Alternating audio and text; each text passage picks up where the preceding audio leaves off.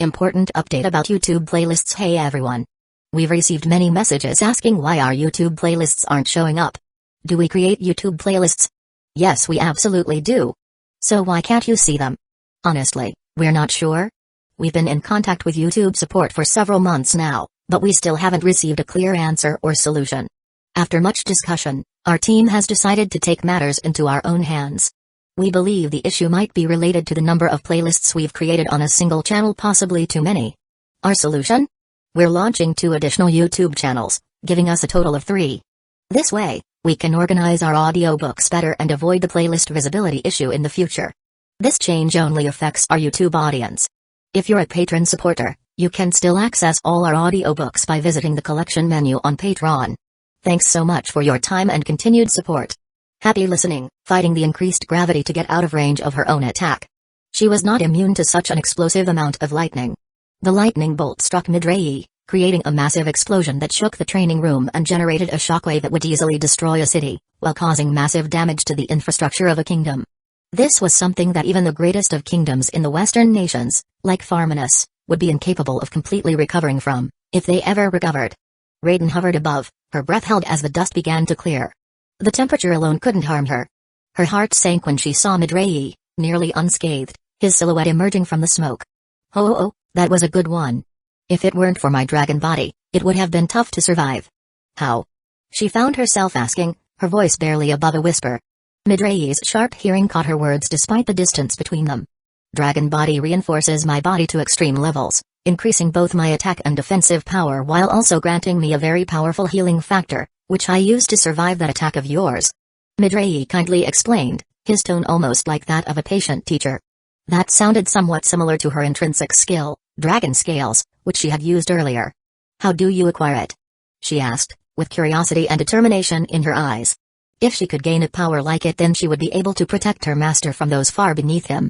She was not arrogant enough to believe that her master needed her protection, but at the very least she wished to be capable of dealing with those that dared stand against him, so he would not have to get his own hands dirty. He was far above things like that. Midrai shrugged his shoulders, a confident smile on his face. Through hard work and willpower. She nodded, her expression lighting up with resolve. That's a good look on you, girlie. Now come. Let us push beyond our limits. She held a hand out to her cleavage. With a focused gesture, Raiden summoned her Ecchi, the blade materializing from within her cleavage with white lightning crackling along its edges. Her master said that drawing her blade from her cleavage was a must, and so she followed his words. Midrai looked on in interest, clearly impressed. My, it seems Lord Felix is spoiling you. A legend-grade blade, huh? Raiden nodded, a somewhat smug expression on her face. My master is the best. She infused her Ecchi with more lightning, as she surrounded herself in a cloak of lightning, enhancing her speed and strength. Her entire body shimmered with azure scales as she activated Dragon Scales to its fullest, boosting her defense to the maximum. In an instant, she appeared behind Midrai, causing multiple sonic booms which displaced the landscape even more. She unleashed a flurry of quick jabs, each of her strikes coated with lightning. The idea was to overwhelm him with sheer speed and power, but Midrai's dragon body easily withstand the assault. In order to get through to him, she would need stronger lightning and more power. You'll need more than that to get through to me, young lady. Midrai's voice was calm, almost teasing, as he vanished and reappeared behind her. Before she could react, his powerful kick sent her crashing into a mountain over 50 kilometers away in an instant, a mountain that her master had erected. OF! She cried out as she crashed through the mountain. Why use a weapon when our body is already a weapon of its own? Midrai's voice echoed in her mind, his nonchalance infuriating. She thought herself strong, her EP was over 1 million, yet she was still being toyed with. That showed her that no matter what, there was always a bigger fish, unless one was her master, of course. She inwardly scolded herself for becoming arrogant without even realizing it. Good. Midrai's voice rang out. I can see a change has occurred within you. There is always a way to grow stronger, and there is always a way to reach the next peak. I myself have been chasing after Lady Milim's back for over 2,000 years. So come. Show me your determination, young hatchling. She flared her dragon's haki around her, destroying the rubble that was keeping her in. With a powerful flap of her wings, she burst through the top of the mountain. Her Ecchi crackled with renewed intensity as she mixed her lightning with her dragon's haki, the blade glowing brighter than the sun. She focused all of her energy into her next attack. Heaven's Wrath. She roared, swinging her blade down towards where she sensed Midrai. Her Ecchi released an arc of focused lightning and hockey, powerful enough to burn even a saint to a crisp should her attack reach them. The attack obliterated the mountain under her and was heading straight for Midrayi, who stood with his palm outstretched. Raiden watched, shell-shocked, as Midrayi's palm began glowing in a soft, luminescent light. He repelled one of her strongest attacks to date with a casual grace, the force of heaven's wrath dissipating against his hand, leaving Midrayi unharmed. All of this occurred within a fraction of a second. Midrayi calmly flew up to her with his hands behind his back. That was good, very creative as well. I had to resort to using my divinity to disrupt your attack. Did you just come up with it? Still in shock, she managed to nod. Good. Midrayi said with a satisfied nod. That demonstrates quick thinking. Now I have seen enough. Come, I will teach you the Drago Fist style developed by Lady Milim herself. It is a martial arts style, but it can also be applied to your swordsmanship. Her eyes widened in excitement. Thank you, Sir Midrayi. Think nothing of it.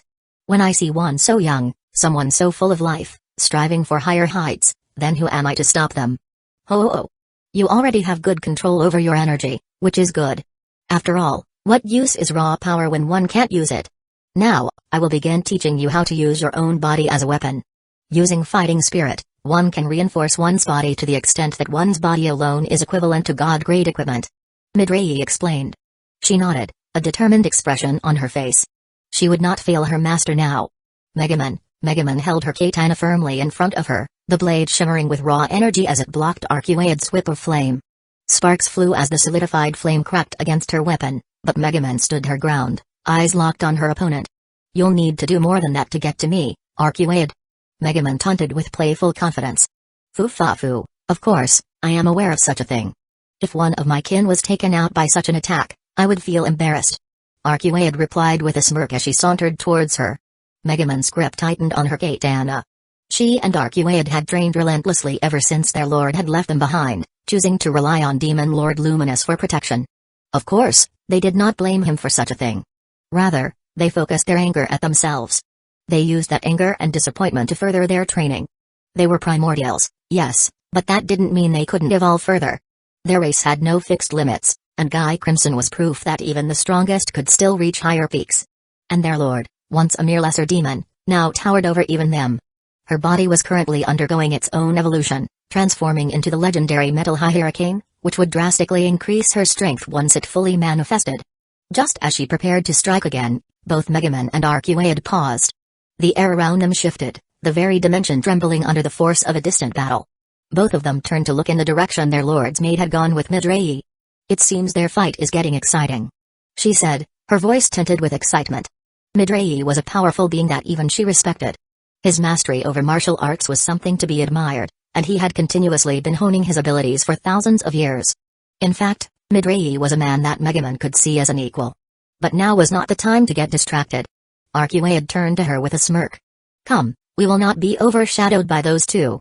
An excited grin lit up her face as she charged Arcuaid, her katana lighting up with fighting spirit. Ha!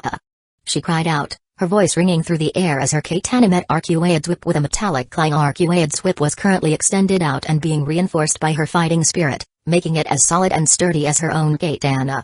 Arcuaid's whip was, of course, no normal whip. It was a god-grade weapon made by their lord and was also capable of masterfully channeling Arcuaid's freezing white flame.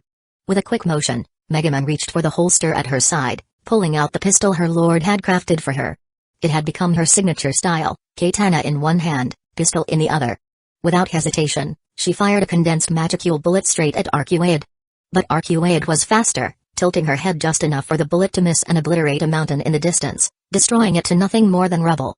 Foo-fa-foo, you will need to try harder, Megaman. Arcuaid laughed, her mocking voice grating against Megaman's pride. Glaring at her, Megaman vanished in a blur of movement, reappearing a few feet behind Arcuaid with her pistol raised. Fine. You want me to try harder? Then here's harder. She pulled the trigger, releasing a magicule bullet that carried 10% of her total capacity. The sheer force of the bullet caused the air around them to crackle with power, and even Arcuaid's eyes widened at the sight. In response, Arcuaid snapped her fingers, summoning layer after layer of barriers in front of her. But it wasn't enough. The bullet tore through each of the barriers like paper, heading straight for Arcuaid. At the last moment, Arcuaid activated a dimension fault, the protective art their lord had developed. The bullet hit the fault and dissipated harmlessly into nothingness. No fair. She groaned out, frustrated that her awesome attack had been neutralized. She sheathed the katana her lord had crafted for her, and Archie had similarly stored her whip away in her spatial storage. Now that was a productive spar. Archie had remarked with a satisfied smile. Megaman grinned. Yup. At this point, her magicule capacity was pretty exhausted. When one completely exhausted their magicule capacity, it tended to grow slightly larger once it refilled. It was a very slow process, but it was effective. The technique our Lord had provided us to recycle our energy has come to be quite useful. Archie had said with a proud glint in her eyes. Yup, when using it, I can reuse at least 30% of my energy, and I'm sure that will increase more as I get better at the art. She responded. Archie had nodded. Indeed, while I wish to continue training, I do still have the duty assigned to me by our Lord to manage this territory. Megaman nodded and did not keep Archie held up further. Once Archie had left, Megaman remained behind, her mind shifting gears. She spent the next couple of hours practicing her katas, each movement sharp and precise, waiting for her magicule capacity to regenerate enough to continue training at full strength. Her muscles moved instinctively, her form honed by endless repetition, but her thoughts wandered to the next challenge. Now, who should I train with now? She asked with some excitement. Perhaps she would go see if Ingvild also wished to train? Her lord did not push Ingvild much due to her innocent nature, and Megaman would obey his wishes on that front. But that did not mean that Megaman could not ask if Ingvild wished to train.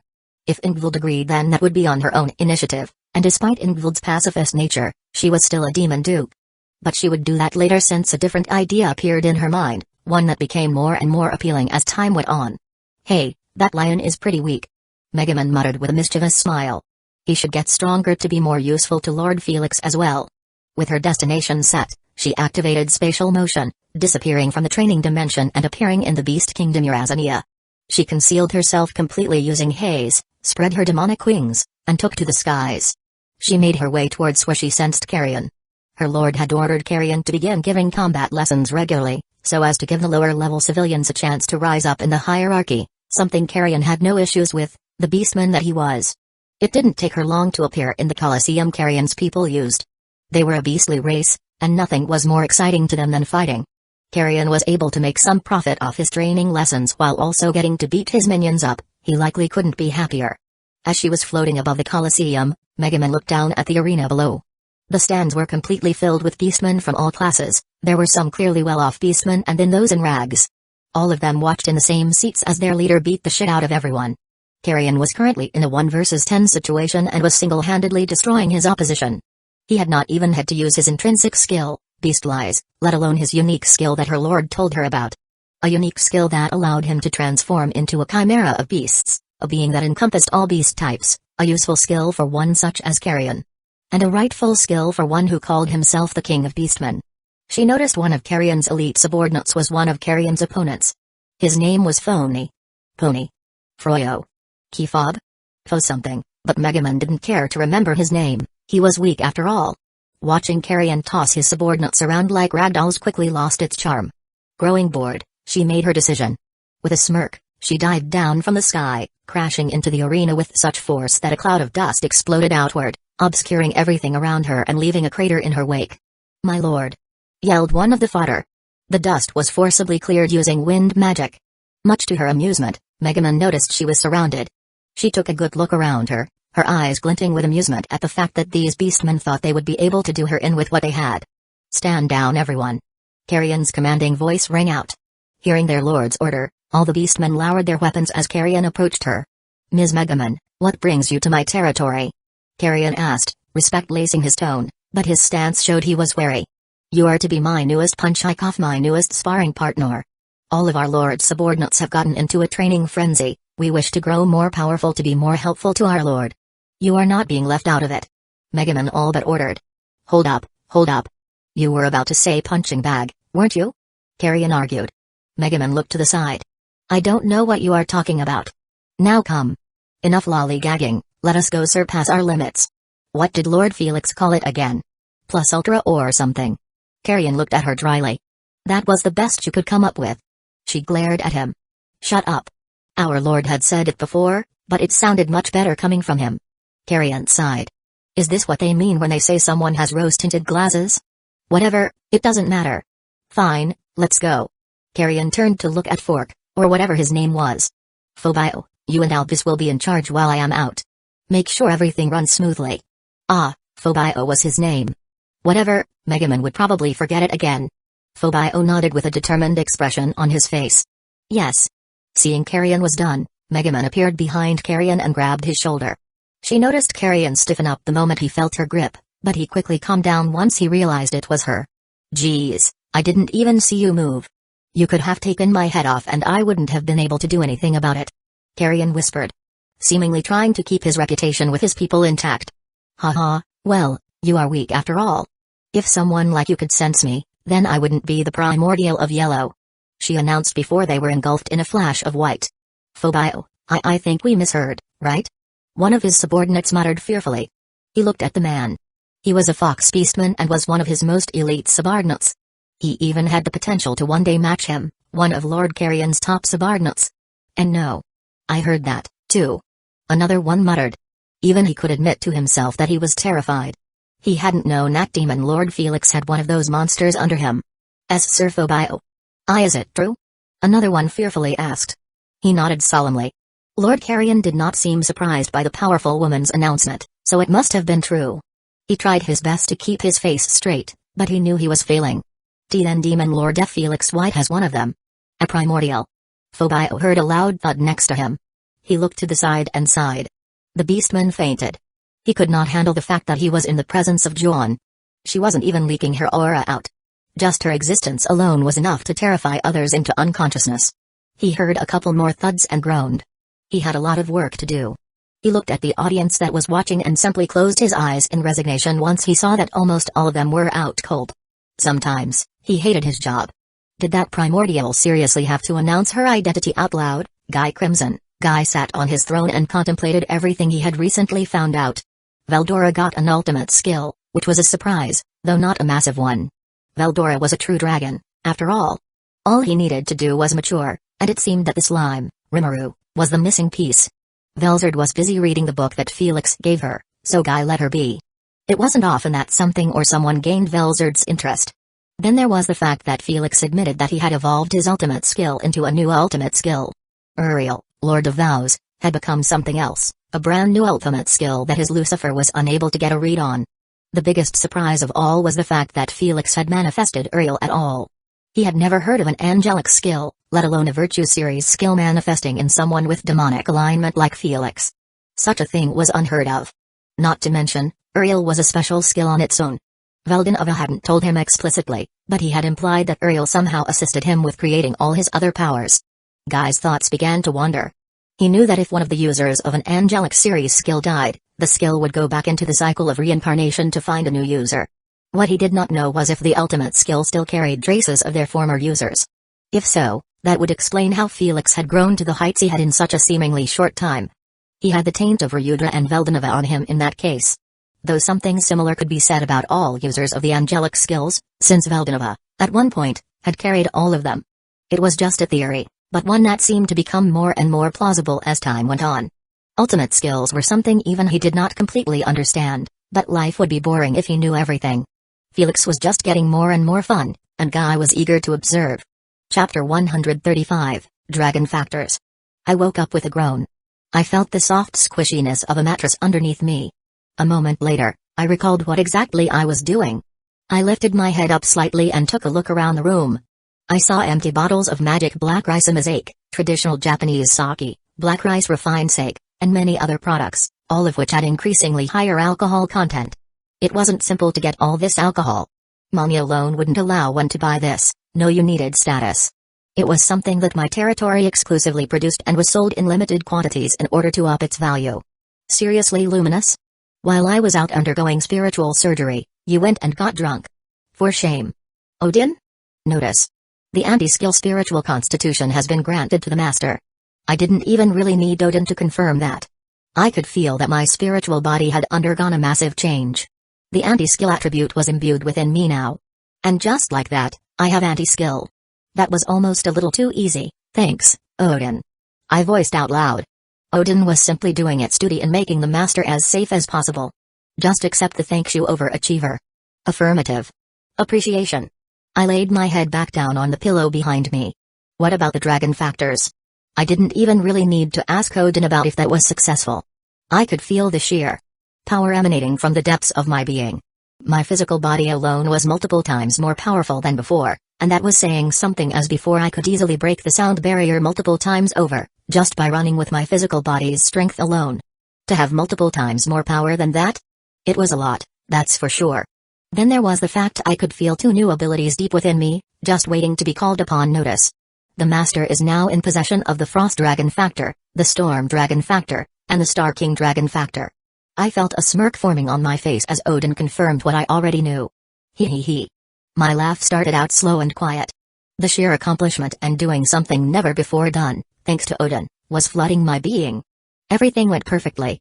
This world was literally my oyster now with the amount of power I felt within myself. Zhaha. I'm even more overpowered, baby. I declared to the heavens. I seriously just got power up after power up, first Brahma, and now this. I'm excited to have my next spar against Milim. This time, I'll make sure she really goes all out. All of a sudden, the door burst open. Felix-sama. Suko yelled as she jumped at me. OF. I groaned out as she collided with me and latched onto me like a koala. Her breasts were firmly pressed flush against my chest, causing me to feel a pleasant sensation. What man doesn't like boobs, after all? Hey, Suko. I greeted as I gently rubbed her back. She nestled her head into my neck and took a deep breath. I just left her there. Sorry for worrying you, Suko. Suko just simply hummed into my neck. Humphrey. Took you long enough.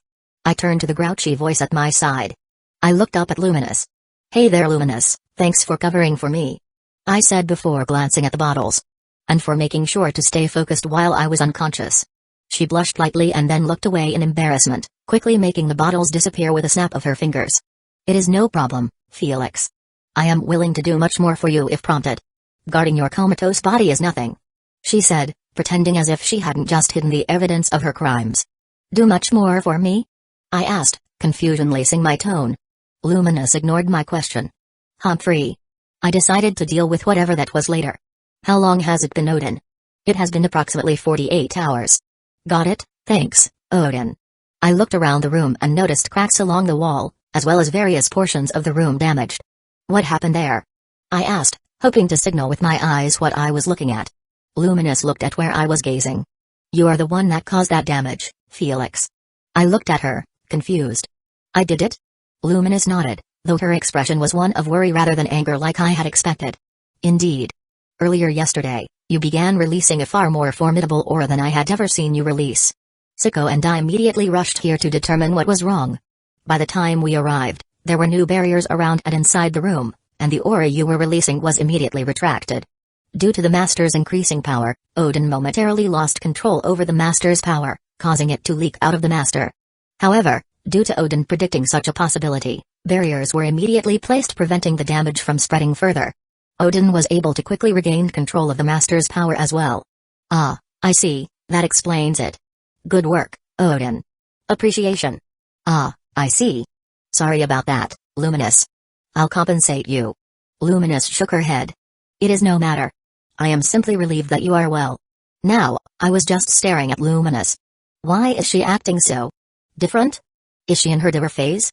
Will her Tsung phase be even worse than it normally is to compensate for this? Luminous noticed my deep gaze and turned away with a cough. I noticed some red dusting on her cheeks. Luminous quickly regained control of herself and faced me once more.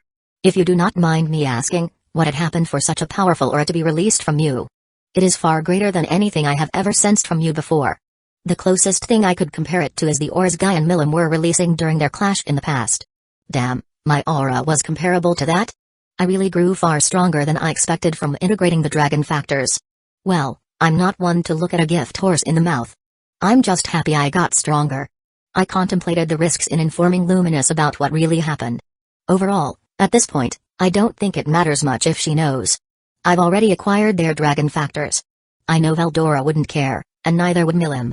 I'm not sure how Velzard would react, but if the worst happens, I can deal with her. Perhaps that is the power high in me talking, though. Plus, I didn't believe that Luminous would go around sharing my secrets. She has guarded my body for 2 days, and I did damage her property, so I guess I owe her at least this much. Well, you see, I kind of underwent an evolution. Before I could continue, Suko interrupted me. As expected of you, Felix Sama. She looked up at me with devotion and love clear in her eyes, causing me to smile in a similar way to how she was. I may not have loved Siko from the start, but I think I do now. Perhaps our relationship wasn't a normal one, but in the end, it was ours, and I was satisfied with that. She shifted slightly to straddle me as she looked down at me with a proud smile. I would have totally popped a boner if I didn't have perfect control of my body. Hell, I kinda still want to pop one. For you to have grown even stronger, you must be a match for even Veldanova now. I choked on my own spit. I don't know about that one, Siko. Hearing me, Siko pouted, but she relented and went back to hugging me like a koala. I just smiled fondly. Ahem. I turned back to Luminous, who now had a pout on her face. She even had a bit of a needy look on her face, as if she was saying me too. Just what is going on? To answer your question, I basically underwent an evolution. I want you to keep this secret, by the way. Tell no one. Luminous nodded. You do not need to ask me such an obvious thing, Felix. I nodded. Alright, I won't in the future. For some reason, Luminous had a happy smile on her face after hearing me. I think I'm just going to ignore her weirdness for today. Shaking my head, I placed a barrier around the room, one meant to isolate our conversation from the outside world. I was able to imbue myself with the dragon factor of the true dragons. Luminous eyes widened hearing me. You have a dragon factor of the true dragons? I nodded. How outrageous. The only being I know that can claim something similar is Milim Nava, and perhaps Rimuru if what I sensed from him is correct. She suddenly gained a smug smile on her face. As expected of the one I choose. She whispered. I'm ignoring that. Rimuru does have Veldora's factor, or at least has been influenced by it. I answered. Luminous focused back on me. I see, it is as I expected then. And I don't have just a single dragon factor, I have 3. Luminous' smile froze as she looked down at me. You buffoon. Do you realize how large of a risk what you had done was? If a single step in whatever it is you did went wrong, you would have blown up. Soul and all destroyed. Harnessing the power of a single true dragon factor is something even my father would be incredibly impressed with, let alone 3 of them. I will not have you dying on me now. Calm down, Luminous. I appreciate the worry, but trust that I wouldn't have done what I did if I thought there was a chance of failure. I love my life too much to just die after all. I laughed out. Luminous's lips twitched before reluctantly nodding. Very well, but please do be careful in the future, such reckless actions may one day spell your doom. She huffed. I hear you, Luminous. I'll be careful. Luminous nodded, a satisfied smile on her face. I assume that one of the factors you were able to acquire was the storm factor? You are rather close to the lizard after all. I am not quite sure how such a thing is even done, but I imagine acquiring the lizard's factor is far easier than acquiring that of his sisters. I nodded. Yeah, there is the storm factor, the frost factor, and the Star King factor. Luminous lips twitched. I am not even going to bother asking how you managed to acquire the frost factor, let alone the Star King factor. Well, I'll answer you anyway. I managed to get some hair from Velzard, and through that, a skill of mine was able to analyze her factor and recreate it. As for the Star King factor, well, Milim and I have a soul corridor, through that a skill of mine was able to analyze the Star King factor. Luminous raised a brow. A skill of yours? I nodded. Yup, a skill of mine. She rolled her eyes. Very well, if you do not wish to share, then so be it. But since when did you and Milim Nava have a soul corridor? Luminous asked with a pout. Not too long, we established one during the Chaos Dragon's attack. Very well then, said Luminous, straightening up. Her tone suddenly became more serious. Let us establish when then. I froze for a moment and looked Luminous in the eye. Seriously? You should know such a thing isn't done lightly. Through the soul corridor I could easily analyze all of Luminous's skills, though I already analyzed all the skills she had. Not only that, it was possible to interfere with the other person to a certain extent. You shouldn't establish a soul corridor with someone you don't have the utmost faith in. I know what I said, responded Luminous. Alright then. I wasn't really worried. In the worst case Odin can protect me from any harmful effects that could be sent through the soul corridor, though I didn't think Luminous would do anything like that. I felt Luminous reach out to me on a spiritual level. Odin. Affirmative. A soul corridor has been established with the individual Luminous Valentine. I could feel the connection between the two of us now, and going by the smile on Luminous's face, she could feel it as well. There, happy now? Luminous nodded like a child who had gotten what they wanted. Indeed, I am. At least now it will be a lot easier to keep in contact with Luminous, and if Granblend Cagley attack while I'm not here and place a barrier preventing thought communication, then Luminous can always use the soul corridor between us to communicate. Alright, enough cuddling, Siko. I do want to get up at some point today.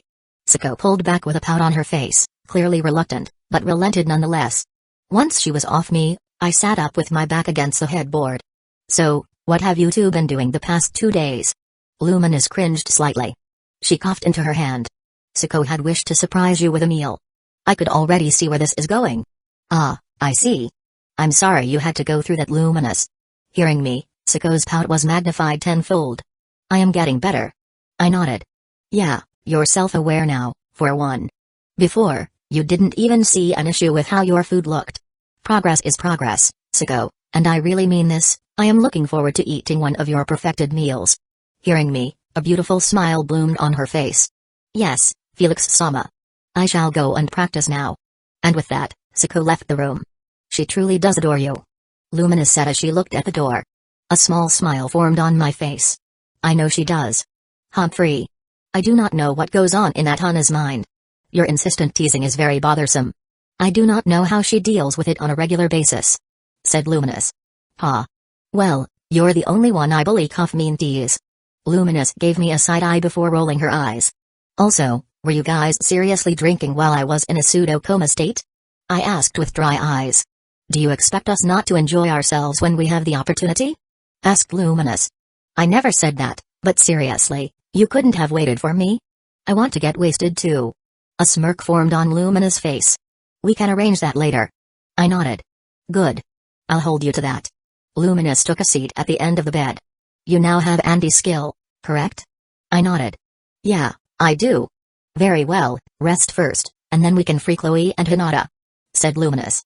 Nah, I don't need any rest. I can go grab Rimuru, and we can take care of all this now. Luminous glared at me. Rest, one does not undergo spiritual surgery lightly, rest well, and then we will speak about the next step. Geez, fine, Mom. Luminous nodded, seemingly satisfied. Now, I will leave and allow you to rest uninterrupted. Before I leave, I will call Gunter to come and clean this mess. Said Luminous. I nodded. Got it, thanks. Luminous nodded and got up off the bed. Gunter. She called out. Gunter appeared from the shadows and bowed. Yes, mistress. Clean this mess up. Said Luminous. Gunter nodded. As you wish. A moment later, all the leftover trash all over the floor was picked up and Gunter was gone. Luminous turned to give me one last look. Rest well, Felix. And with that she walked out, though was it just me or did her hips have a bit of a sway? Well, I wasn't going to complain, I definitely appreciated the view. Just as Luminous walked out the door, she turned around again and gave me a smirk, before closing the door. It seems she noticed my gaze on her backside. I laid back down on the bed and closed my eyes. Exactly how much stronger am I now, Odin?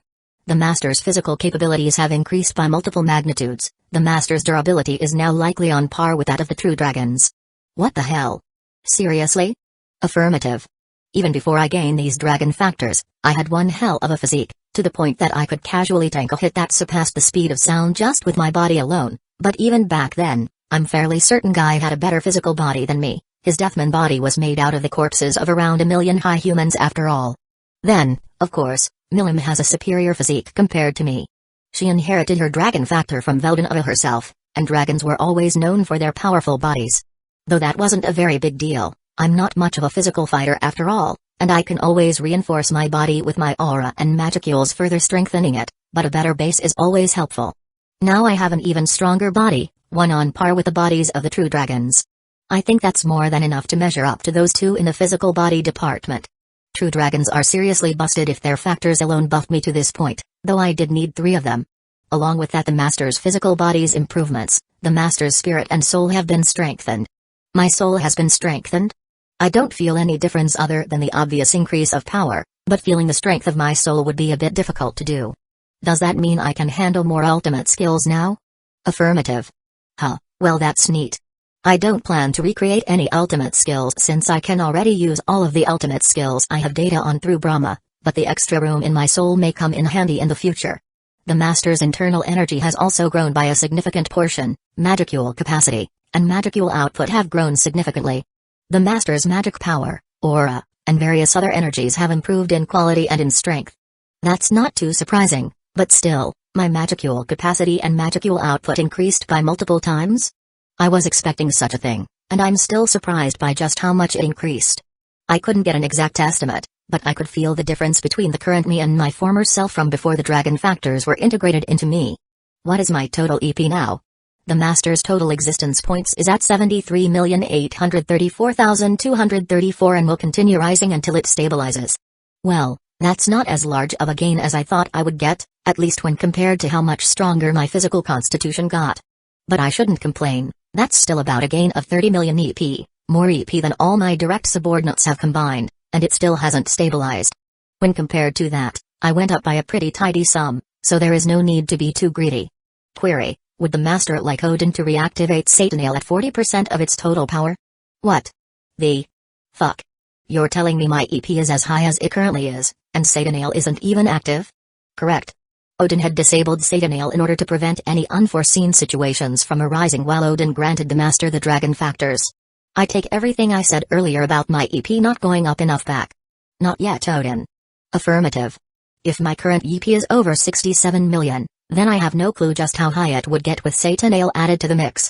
I would likely easily surpass Veldora's 88 million, though I'm not quite sure if I'd surpass Milim's base EP if she stops suppressing her power.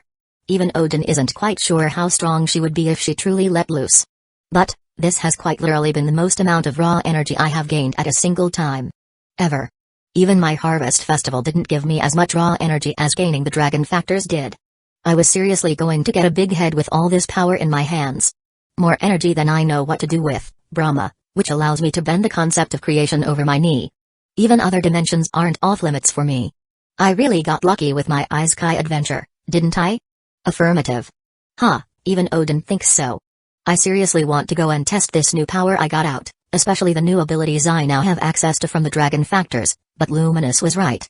I should take some rest and let my power stabilize as much as possible. Cagley. She took in the information Tyr provided her with a calm look on her face, but internally, a storm was raging. What did that damn buffoon get into now? And the guards were unable to learn anything?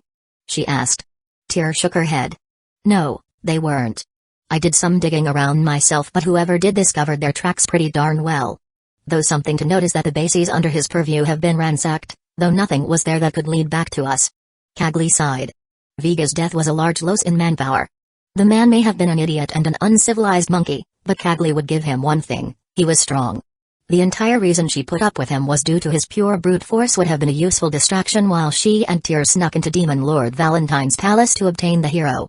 And now he was dead, killed by an unknown force, and for unknown reasons. I see, thank you, Tyr. Tyr bowed and left the room, leaving Cagley to her thoughts. Cagley's mind wandered to the possible people responsible for Viga's death. The list was fairly large. Viga had made a fairly large amount of enemies in his free time back in the Eastern Empire. It could even be an enemy of Cerberus, and Viga was merely the easiest target. Perhaps some of his enemies saw an opportunity to kill him in the Western nations and took it. And Cagley did not doubt it was an assassination, a hole in the back of his head, and a suicide note. It was like the killers weren't even trying to hide the fact that he was a targeted assassination.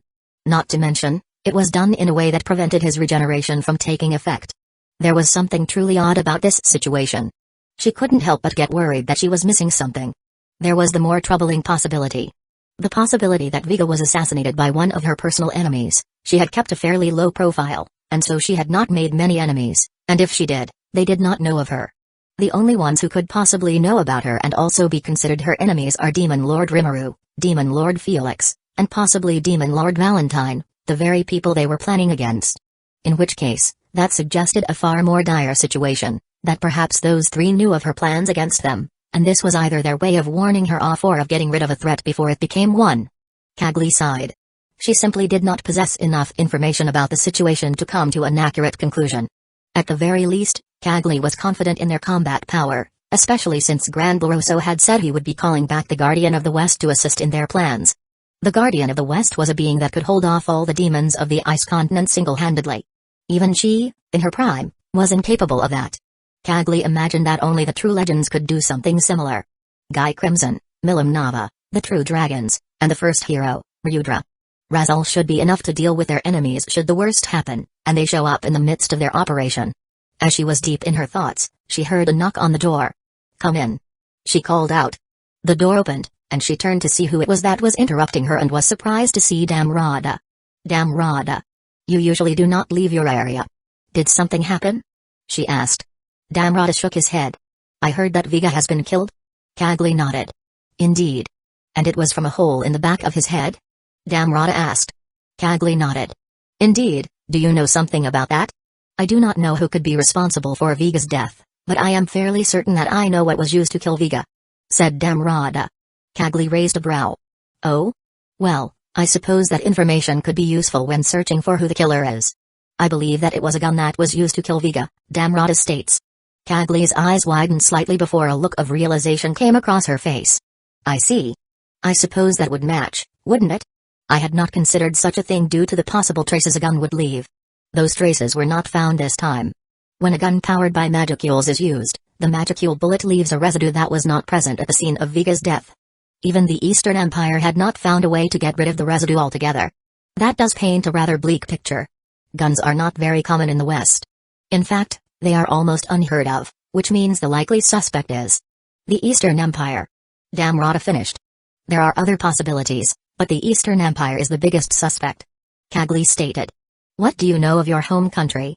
She then asked. Damrada was a merchant originating from the East. He is one of the biggest reasons Cerberus was able to establish itself so quickly and find such success. If anyone knew something, it would be Damrada. Damrada looked thoughtful for a moment. It is well known that the Eastern Empire is looking to expand. Perhaps they have built up enough forces, and they are simply getting rid of people they see as possible threats to their invasion. It would be a different approach than the standard for the Eastern Empire, but that only goes to show that the Eastern Empire is taking the threat of the West very seriously if they are resorting to subterfuge. Kagli nodded. I see. Thank you for the insight, Damrada. Taking the dismissal for what it was, Damrada left. Damrada, as he left the room Kagli was inside, he began to wonder what Kondu was up to. The odds that First Lieutenant Kondu was behind Viga's death were fairly high. He didn't doubt Kondu's ability to acquire information about many things going on in the West. He had all of the 00 digits except for Damrada himself under his command, and he was willing to complete any orders. Each of them was a complete saint. Not many could hide information from beings as powerful as them, especially when each of the 00 digits possessed alternative, giving them the bare minimum authority to fight against an ultimate awakened. Damrada also knew guns were circulating in the West. He was the one that distributed them after all, so there was a chance that Viga's killer was from the Western nations and was simply armed with a gun. But Damrada felt that would be too convenient. For Viga to be taken out, just a little bit before their plan would finally take place? No, Damrada suspected there was something more that was occurring behind the scenes, and he simply did not have enough information to determine everything. What he had told Kagli earlier was not a lie. He truly thought that perhaps the Eastern Empire had changed tactics. After their failure against Veldora, they were finally taking the West seriously, taking out the larger threats one by one before the big invasion. If so, Damrada could only praise Emperor Ryudra's foresight. Now, if only his emperor would stop messing up his plans, but Ryudra never liked to make anything easy for him. At least Viga was finally taken out. Damrada had not seen him for some time. According to some of Viga's subordinates, Viga had been bunkered up in his base and waiting for orders like a good dog. It seems like he went on a stroll and was put down. Damrada could not find it within himself to care. He personally no longer cared for the success of Kagli's plans. His only goal after all this planning was to hopefully get in contact with the masked hero and get a measure of her as a person. From there, he could figure out how to convince her to be his final countermeasure against Emperor Ryudra, should his emperor lose to Michael. But that was all dependent on if he managed to successfully make contact with Krinoa. I yawned as I opened my eyes. That's enough rest for me now. I sat up with my back against the headboard. I was still in the room Luminous let me stay in. How long was I out for? Approximately 10 hours. I took one hell of a nap, but I can't find it in myself to be disappointed at the loss of time. Sleep is great, after all. Besides, I have eons ahead of me. What's 10 hours compared to that? Now, why don't I experiment with my new powers a bit? I could sense two distinct abilities within me, the ability I got from the Storm Factor and then the ability I got from the Frost Factor. What is the ability of those with the Star King Dragon Factor? The Star King Dragon Factor increases the Master's control over Stardust dramatically. I see. Well, I'll think about that later, then. Tell me about the abilities from the Frost Dragon Factor and the Storm Dragon Factor. Affirmative. The intrinsic ability of the Frost Dragon Vilzard and those with her factor is deceleration. The ability to slow down anything the Master wishes or bring anything to a complete halt. The ability to slow down or halt, huh? It is sort of similar to infinity, at least if you squint your eyes. I could already think of a few uses for this new ability. At least with this, I think I know what aspect of reality Velzard represents. The true dragons are each embodiment of an aspect of reality, that concept given form. They will continue to be reborn as long as the concept they embody continues to exist. I'm not quite sure what Veldora embodies, but I'm leaning towards chaos itself.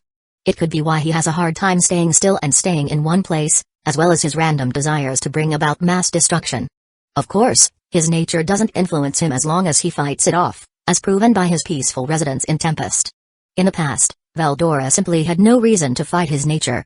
While Veldora might be chaos, I think Velzard is deceleration, the very embodiment of deceleration. What a terrifying woman. If I imbue this effect into an attack and hit someone with it, then I could likely completely stop the circulation of magicules within their body, basically crippling them. I could instantly bring the surrounding temperature down to absolute zero, slow down enemies. Notice. Odin will begin coming up with effective ways to make use of deceleration. Got it. Now, what about the ability I got from Veldora's factor? The intrinsic ability obtained from Veldora Tempest's factor is Divider. Divider is the power to cut through anything in the world. It is possible for the master to imbue the power of Divider into themselves or equipment. A very useful ability. It would enhance my piercing and cutting power by a lot if it really could break through anything. The abilities I gained from the dragon factors aren't the only gain I got. Of course, there is also the true dragon magic I now have access to. There is Veldora's storm magic, which can be very powerful if used well. Rimuru even created an art using storm magic. He calls it Storm Break. Rimuru uses the sword Dark Melt Slash and combines it with storm magic rather than disintegration. It seeps into the target's body and corrodes them from within. It's different from Melt Slash by nature alone, but it's just as effective. I already knew quite a bit about storm magic thanks to Veldora, Velzard's true dragon magic, however I did not know nearly as much about. But from what I understand, it is very powerful. It can be used to easily buff any casually used ice magic to the ultimate level. Even now, I could easily create a blizzard that could freeze a spiritual life form in an instant, their soul included. Velzard's frost magic is very suited to AoE attacks. I decided to test one of the abilities I gained thanks to the dragon factors of Veldneva, Velzard, and Veldora. I grabbed one of the pillows behind me and chucked it up into the air. I watched as the pillow fell back down towards me. Deceleration. The pillow came to an almost complete stop. I had slowed the pillow down to a point that it seemed like it wasn't even moving, similar to what my infinity does to incoming attacks, though slightly different in nature. No wonder Velzard has Gabriel, Lord of Patience. She must have been very compatible with it. I loosened my hold of the pillow and allowed gravity to take complete hold of it once again. Now that my basic experimentation was done, I got out of bed and grabbed my coat from the chair next to me. Once my coat was on, I opened the door and began walking through the halls of Luminous Palace. I passed by one of Luminous' maids who ran off, presumably to tell Luminous that I am awake. I could sense both Sicko and Luminous in the palace, so they were at least both present. It didn't take me long to hear the sound of Luminous's footsteps. I stopped in my tracks, waiting for her to catch up. Once she was right next to me, I turned to greet her with a nod. Luminous. She gave me an enchanting smile that caused me to freeze for a moment. Felix. A smug smirk formed on her face as she saw my expression. I shook my head. Did you need something, Luminous? She raised a brow. I am simply checking on one of my honored guests. I nodded. Fair enough. She huffed and locked her elbow with mine. Come, let us take a stroll. I looked at her in confusion. A stroll? Sure, I guess. Luminous began leading me around her palace. I assume she was taking me somewhere. What's Sicko been up to? She huffed and looked at me with a pout. You have a woman such as me in your arms, and you are still thinking of another woman? I rolled my eyes at her obvious teasing. I doubt Luminous cared that much. Sorry, my lady, I will endeavor not to commit such a cardinal sin in the future. Luminous looked at me with a haughty smile. Good, my subject, your loyalty must be to your mistress first. Foo-fa-foo. Luminous laughed as she covered her mouth. It wasn't that funny. She slapped my arm. Hush you. I. It didn't take long for us to reach our apparent destination. A garden, huh? I voiced out. Luminous nodded and pulled me towards a small circular table with 2 chairs. Indeed, I enjoy spending time here occasionally. It helps me relax, said Luminous. I laughed at that. Aren't you always relaxing, you neat? Luminous pouted hearing me. I am not a neat. I am a goddess. Being a goddess and a neat are not mutually exclusive, I retorted. A certain hickey neat that I recall from Japanese mythology would also agree. Luminous ignored me and took a seat at the table. I sat across from her. I took a good look around the garden. There were various plants that increased the magicule concentration in the area and some plants that promoted relaxation. When magic exists, you can bet that there are many abnormal plants that also exist. Most of the plants in Luminous Garden have been mutated by magicules in some way. Impressive garden you have here. I have spent centuries building it up. If it was mediocre, it would shame my status. Responded Luminous. Yeah, noble etiquette and whatnot. So what have you and Siko been doing while I was out? Luminous tilted her head. Siko told me some stories. Stories? Luminous nodded with a mysterious smirk on her face. Yes, stories. After that, she wished to practice cooking, so I led her to the kitchen. Luminous' face took on an ugly look, making me sympathize with her. Siko's cooking tasted excellent, but it sure as hell did not look good. I see. I'm sorry you had to go through that. She said she could cook with such confidence that I was not expecting the dish I had received, but no, she had served me some monstrosity that somehow tasted divine. Luminous said, completely flabbergasted. You ate it? Indeed, despite how it looked, I was willing to give it a try. The texture was absolutely horrid, but in the end it was a decision I do not regret. As I said earlier, it tasted absolutely fantastic. It is just the appearance that leaves a lot to be desired. Said Luminous. I nodded. Yeah, that would be the work of one of Siko's unique sub-skills, certain outcome. Luminous nodded. I thought so. Certain outcome is a very very powerful skill. One can completely dominate the laws of the world and leave everyone else helpless. I nodded. Yeah, it's busted. Even Odin said it was a skill that had the possibility to threaten me if it evolved into an ultimate skill and Siko gains enough experience and energy. The last part was key, and at this point Siko would need well over 20 million to 30 million EP to have a chance at threatening me with certain outcome. Luminous sighed. It had gotten to a point where my chefs were attempting to replicate Siko's dishes out of amusement. Luminous bemoaned. I had to stop them before Siko's dishes ruined the food culture I had developed in my palace. Hey, it's just like Siko to ruin something you've spent centuries perfecting. She is a fun girl. I commented. Luminous nodded with a twitch of her lips. One of the 7 great nobles foolishly decided to try out her food, believing his undead nature enough to counteract the effects of Siko's poison, but now he will have to lay in bed for at least a month. Somehow. Before Luminous could respond, Siko walked into the garden while rolling a cart. Ah, so she made us food then. Well, I guess I'll just have to cross my fingers and hope she magically improved her cooking. I am glad you are awake, Felix-sama. Siko greeted. Haha, yeah, I'm glad to be up and around again. I glared at Luminous. Someone, I don't know who, demanded I rest more. Luminous humphreed and turned away. Siko nodded. You may not have liked it, but it was for your own good. Yeah, I know, I'm just joking. Siko rolled the cart next to us. I have prepared a meal for you, Felix-sama. Do I just not exist anymore, Siko? Asked Luminous. Ah, right. For you, too, Luminous. Siko responded. Luminous rolled her eyes, but there was a good-natured smile on her face. Huh, I guess those two got along while I was asleep. Well, that's good. Siko placed 2 plates on the table, one for me and one for Luminous, before serving tea to both of us. I gave the tea an inquisitive look. This looks fine. I voiced out. I carefully took a sip of the tea and was pleasantly surprised.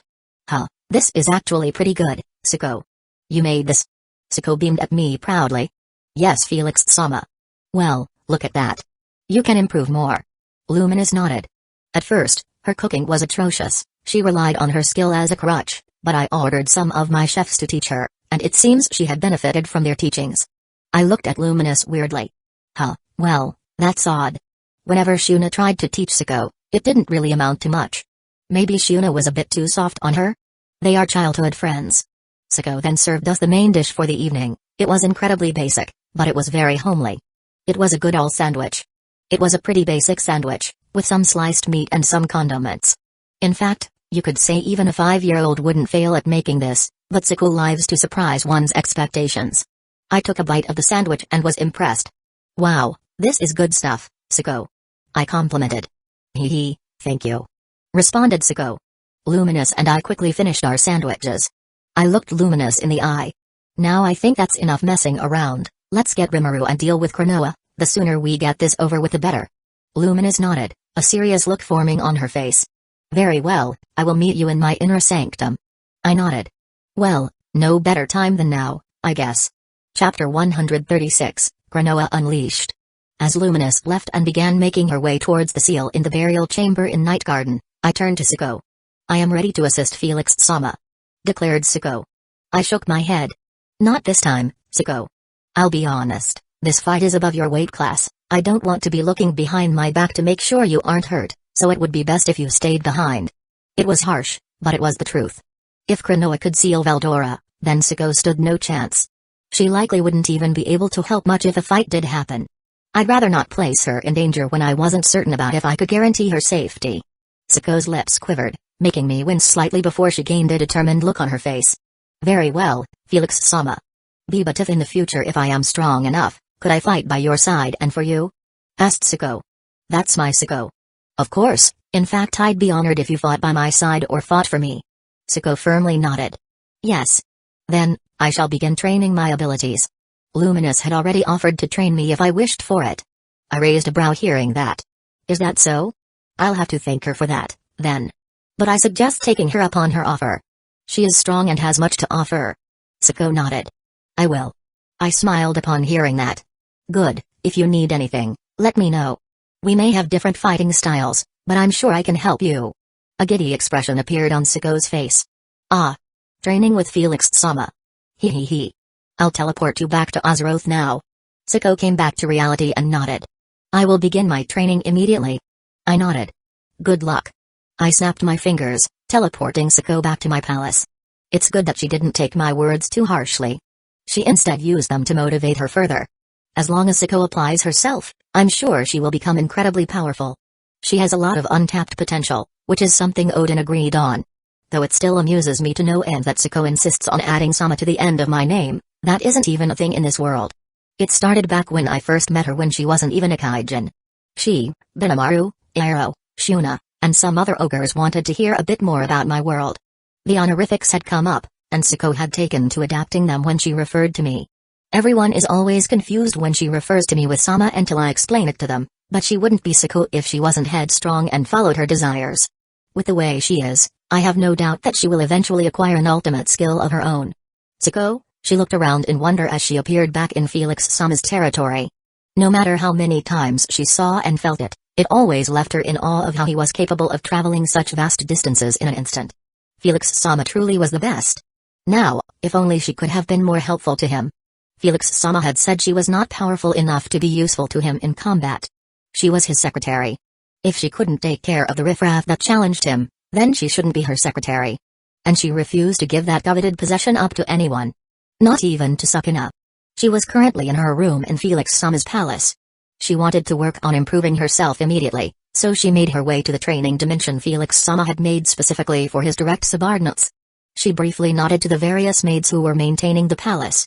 She respected them for the job they did, even if Raiden could do what they did in an instant. She looked out of the window in one of the halls. There was an artificial waterfall Felix-sama wanted created. He wanted a better view for when he was in his office, and so his subordinates quickly got to work. It was quite beautiful, in Suko's opinion. It was quite simple and efficient as well. All that the construction workers needed to do was place some runes that utilize the magicules in the air, and then a magic circle that converts the magicules into water and sends it out in the form of a large stream, making an artificial waterfall. The water was even completely drinkable. She turned away and continued walking through the halls. She would have to check on Dagura, Rura, and Dabura after getting some training in. On her orders, they had been training themselves and a small portion of troops in her place. Each of them were seemingly volunteers who wished to serve her directly. The three sons of Dagrul had received regular training from her and then passed on her training to the volunteers who wished to serve her. Dagura, Rura, and Dabura were each above the Demon Lord seed level at this point. The volunteers who wished to serve her named themselves the Purple Guards, and approximately 1,500 Majin were part of the Purple Guards. From what she had heard, most of the members had caught a glimpse of her during her occasional training sessions that she did in the military training facility or during her patrols, while others were from her time back in the Ogre Village. The ones from the Ogre Village were the ones that had wanted to serve Felix-sama. He did make quite the name for himself when he was staying with them back then, and they simply decided to serve her due to their familiarity with her. She could only praise their wisdom for choosing to serve Felix-sama. But in the end, she did not particularly care for their reasons for serving her, as long as they were willing to serve Felix-sama and, by extension, her to the best of their abilities, then she was satisfied. The only order she had given so far was to get strong in order to be of use to Felix-sama, and from what she had heard, they were fulfilling her order. None were below the B rank, and some had even managed to climb all the way up to A rank. She resolved herself to check on them later, and perhaps increase their training if necessary. If they were going to be representing her, then they must be the best they can possibly be. Perhaps she would ask Felix-sama if he would be willing to give them names as rewards for their training. Raiden had done something similar for her battle maids, and according to her, their growth had skyrocketed due to that. But she would think about them further later. Now, she was on a mission, and she would not be stopped. One thing she did notice was that she could not sense any of Felix-sama's other direct subordinates in the palace. Usually, at least Arcuaid would be present. Moss. She called out. Thanks to Moss's body double skill, he could be found pretty much everywhere in the palace. Simply calling out for him was usually enough for him to appear before her. The strongest demon, barring the primordials and Felix-sama, appeared before her. Lady Siko. He greeted her with a shallow bow. She nodded. Moss, where is everybody else? Each of them is training. Moss said as if the words training were foreign to his mouth. How odd. Oh. So they wish to also be more useful to Felix-sama. I see, thank you, Moss. Moss bowed once more before vanishing. She continued on her way to the training dimension. If the others were also training, then maybe she could have a training partner. Once she was in the training dimension, she paused. She could sense the raging magicules all around. The magicules in the air of this dimension had seemingly been stimulated very recently. She could sense various auras all around the dimension, some clashing against another. The very land present in this dimension was shaking, but the dimension was still holding firm. She made her way towards Megaman, who was sparring with the weakest being present in this dimension. She crouched slightly before leaping upwards, breaking the sound barrier in the process. Then, she used some of the energy she had available to her to take flight. It didn't take her long to reach Megaman, who was sparring with Carrion. In Siko's eyes, Carrion was not very impressive. He was one of Felix-sama's weakest direct subordinates and used to be one of Felix-sama's political equals, something in her eyes Carrion did not deserve. He was far older than Felix-sama and did not even achieve a fraction of what Felix-sama had. Though Felix-sama insisted on being modest, saying that someone else was doing all the hard work for him, which Siko did not believe. But the past was the past. She could be a very forgiving girl. Megaman looked up towards her as she slapped Carrion into another mountain. Oh, Siko. Megaman called out, her voice full of energy. She descended to the ground. Megaman, I wish to join you in training. A large grin formed on Megaman's face. Haha, sure. You can also help me train Carrion up to par. We can even bring in Ingvald. Before Siko could respond, a massive aura erupted from the direction of the mountain Carrion had been flung into. Rocks grumbled as his voice echoed through the battlefield. Stop underestimating me. Carrion yelled as he burst through the mountain. He was now using the unique skill Felix-sama described to her, increasing his power quite a bit. Siko decided to attempt to measure Carrion's total energy and estimate the amount of existence points he had. She could do such a thing because Felix-sama had released his aura on varying levels and told them approximately how much energy he was releasing. She could theoretically measure another person's EP by comparing it to the various levels that Felix-sama had released. When Felix-sama had explained the concept of EP to them, she had been confused. Why did they need to place a number on someone's rank when they could just sense their energy? Felix-sama had said not everyone was capable of sensing energy to that degree.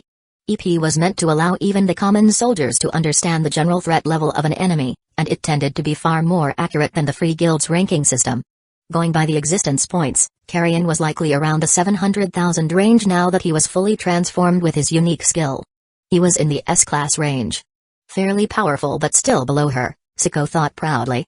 Felix-sama had also released higher levels of energy, what he called 5 million EP, and then 10 million EP. When facing those at those levels, Felix-sama simply said to run away if possible. The amount of power he had showcased that day had left them all in awe. Even the three demonesses had been awestruck. They all knew he was powerful, but Felix-sama usually kept a tight leash on his power. To see him let loose was truly awe-inspiring. Siko shook her head and focused back on the fight that was taking place in front of her.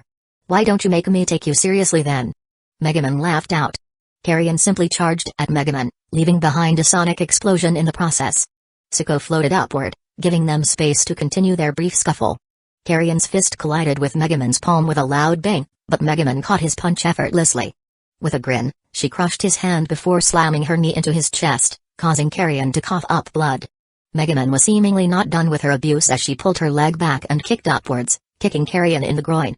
Megaman had even imbued some of her energy into her kick, enough to bypass Carrion's pain resistance skill almost completely. Crack! Carrion gasped in agony before collapsing, his face contorted with pain. Sicko couldn't suppress her wince at just how brutal Megaman was being. She recalled one time in the distant past, before she had even met Felix Sama, back when she was just a child, Shuna had gotten angry at Benimaru and had kicked him in the groin. Benimaru's scream of pain would always reside in her memories, same for Arrow and Sai's scarred looks. Come on. Walk it off. You don't have regeneration for nothing. Megaman laughed out. Megaman truly was a demon. I snapped my fingers, teleporting to Tempest to pick Rimuru up. Dealing with Granoa may be super easy if Hinata or Chloe are the ones in control, or it may turn out to be a pain in the ass if the other ego inside of them is in control. I assume this other ego will have access to all the powers both Hinata and Chloe had access to, which was enough power to seal Veldora, even if he was just a berserker back then. Granoa has a ton of combat experiences, thousands of years of it, in fact, likely more if you count her past loops. But I was still pretty excited to face her. It wasn't often that I got to face someone as strong as I thought Granoa to be. Hopefully I wasn't just hyping her up in my mind. I appeared in Tempest. The moment I sensed Rimuru's exact location, my wings extended behind me, and I took to the skies. With a flap of them, I instantly appeared in front of the building he was in. I looked down at the building. A sushi shop, huh? I descended and walked through the doors. A pleasant jingle emanated from the bell atop the door. I saw Rimuru sitting on one of the stools, with Benimaru next to him. Rimuru turned around to look at me as he popped some sushi into his mouth. Oh hey, Felix. Benimaru nodded at me. I returned his greeting with a nod of my own. Don't talk with your mouth open. I reprimanded. Rimuru rolled his eyes. Now you're acting just like Shuna. Yeah. Come on, let's go, it's done. Rimuru immediately caught on to what I was saying. He turned to Benimaru, but before he could speak, Benimaru cut him off. It is fine, Lord Rimuru. I will simply enjoy these delectable plates of sushi myself. Benimaru said with a smug smirk. Rimuru's lips twitched, but he nodded. Did you come up with a way to deal with Granoa? Rimuru nodded slightly. I think I have something that'll work. I nodded. I'll leave that to you then. I placed my hand on his shoulder and teleported us directly to Luminous's burial chamber in her palace in Night Garden. We both looked to Luminous, who was waiting in front of the Holy Ark and saw Felix, Rimuru. Greeted Luminous. I just gave her a nod since we had just been together minutes ago. Hey, Luminous. Greeted Rimuru. He then turned to me. Now, let's get this show on the road. I nodded and snapped my fingers, creating a portal to an uninhabited dimension. This dimension has no life in it, so we should feel free to ignore all the damage that may be caused. It's a dimension I searched out specifically for our purposes. It is a fairly neutral dimension as it does not favor any element heavily. Some dimensions lean towards certain elements. For example, I was able to travel to a dimension that was basically just an ocean that encompassed a planet larger than Jupiter, and no, it was not the One Piece world, sadly. Rimuru and Luminous both nodded. I waved my hand, causing the portal to move and encompass the Holy Ark, sending it to another dimension. I walked towards the portal and gestured to Luminous. Ladies first. She rolled her eyes but walked through, followed by Rimuru. Once they were through, I walked through, taking a deep breath as I took in the air of this new world. Luminous and Rimuru were both looking around in quiet wonder. I spotted the Holy Ark a couple of feet away from Luminous. So this is another world, huh? Voiced out Rimuru. You're literally an other-worlder, Rimuru. I pointed out. That's different from this. He responded. Luminous nodded. Indeed, even though I have not had the pleasure of venturing to another world, the possibilities of such an ability are endless. To have an infinite number of worlds at your beck and call is truly wondrous. I laughed when I heard that. I think my ego has been stroked enough, Luminous.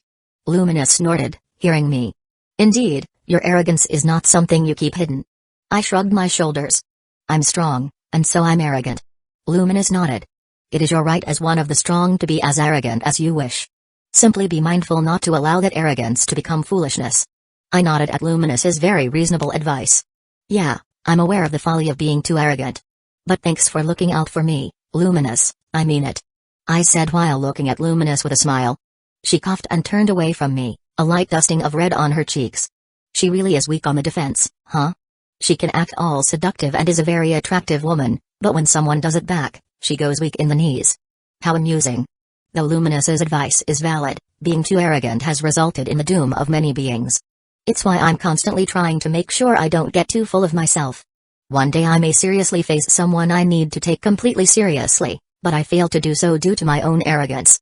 I am not going to be pulling a Gilgamesh anytime soon if ever. Alright, now let's get this started. I voiced out. Both Rimuru and Luminous straightened up and began taking this seriously. I snapped my fingers, placing a few barriers around the surrounding area meant to contain our fight. This world wasn't anywhere near as durable as the Cardinal world. If Siko released her entire aura, she would crack the planet, let alone any of us. Luminous reached into her spatial storage and pulled out a god-grade weapon, while Rimuru also did the same. Both of them quickly made some distance between themselves and the Holy Arkansas. I did not feel the need to use Yamato just yet. I had Rimuru and Luminous as backup, so I could take it a little easy to start with. It wasn't like I was at my strongest when using a weapon. I was just as good at martial arts. I just had cooler abilities I could use when using Yamato. And the rule of cool is supreme. I gently placed my hand on the Holy Ark but did not activate anti-skill. I turned around. You two ready? Both of them nodded. I turned back to look at the Holy Ark. If I could contain her to a certain area, that would be best. I activated anti-skill and completely nullified the seal Luminous made altogether. I jumped back the moment the seal was undone. An eruption of aura emerged from the being within the seal. It felt even more powerful than Rimuru and Luminous. Well, I have a feeling that this is going to end up in a fight.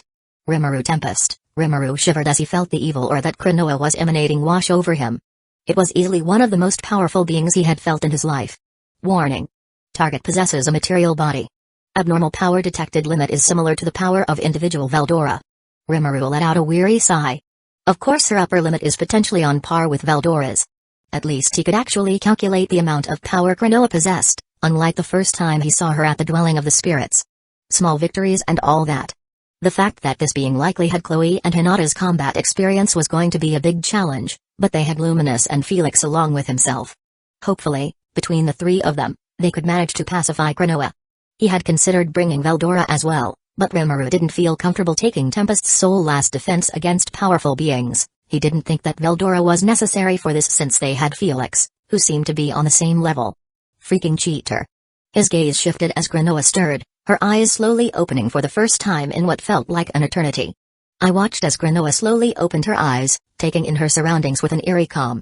She had the same black hair that Chloe had, though Krinoa's seemed to have an ethereal quality to it, likely due to evolution. From what I'm sensing, Krinoa does not possess an ultimate skill, but something within her is preventing me from getting a deep analysis of her skills. She was completely naked save for the bracelet on her arm. The same bracelet Hinata hadn't passed on to Chloe, a bracelet that contained both Hinata's armor and weapon. I attempted to shift space to steal the bracelet, but that failed since it was bound to Chloe and, by extension, Krinoa. Krinoa seemingly noticed my attempt and immediately looked in my direction, a look of anger finally appearing on her face. The bracelet on her wrist began to glow as black particles began to cover her entire body. Moments later, jet black armor formed on her, followed by a rapier in her hand. They seemed to be the same ones that Hinata used and passed on to Chloe, except they were of higher quality, both now god-grade equipment. They likely evolved through the ages. It seems I'll have to make Hinata a new weapon and armor once she's out of Chloe's body, since I doubt she will take the weapon she passed on back. This time, unlike the slightly inferior god-grade rapier I had given her that was made through material creation, I can give her a top-notch god-grade rapier and armor thanks to Brahma. I'm sure she'll be happy. Notice. Odin has developed a combat mode through analysis of Milim Nava. Would the master like to don it? Oh? A combat mode, huh? Good thinking on creating that, Odin, but no, not right now. I don't know how that will affect my combat power. It's best if I get a handle on my current power and then think about adding more on top of it. Affirmative. Even if Odin could perfectly control my power, that does not equate to me being able to do the same. It's my power. I'll be damned if I can't even properly control it. It'll take me some time to get my power back under control on my own efforts. The increase in energy was just that drastic. If Odin lets go of her control for even a moment, I'd release torrents of power that would kill everyone in the vicinity. But I'll definitely have to test this combat mode against Milim, though. Hey, I can already see her reaction. Seeing that I was distracted, Krinoa raised her palm in my direction. With a sharp crackle, black lightning blazed towards me. I didn't bother dodging it, trusting Infinity to take care of it. I smirked as the black lightning practically stopped in front of me. Her attack made use of Spiritrons. If it wasn't for the modifications Odin made on Infinity earlier, I'd have to dodge this. But now, I didn't even have to flinch. Odin for the win. Krinoa didn't give me another glance. She shifted her focus to Luminous.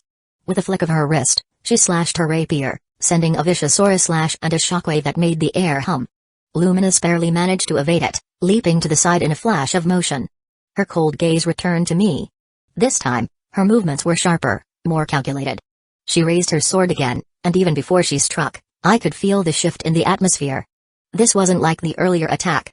As she slashed, the very fabric of space was torn asunder, a gaping wound in space racing towards me. Notice. The individual Cronoa possesses the unique skill, Absolute End. Ah, I see.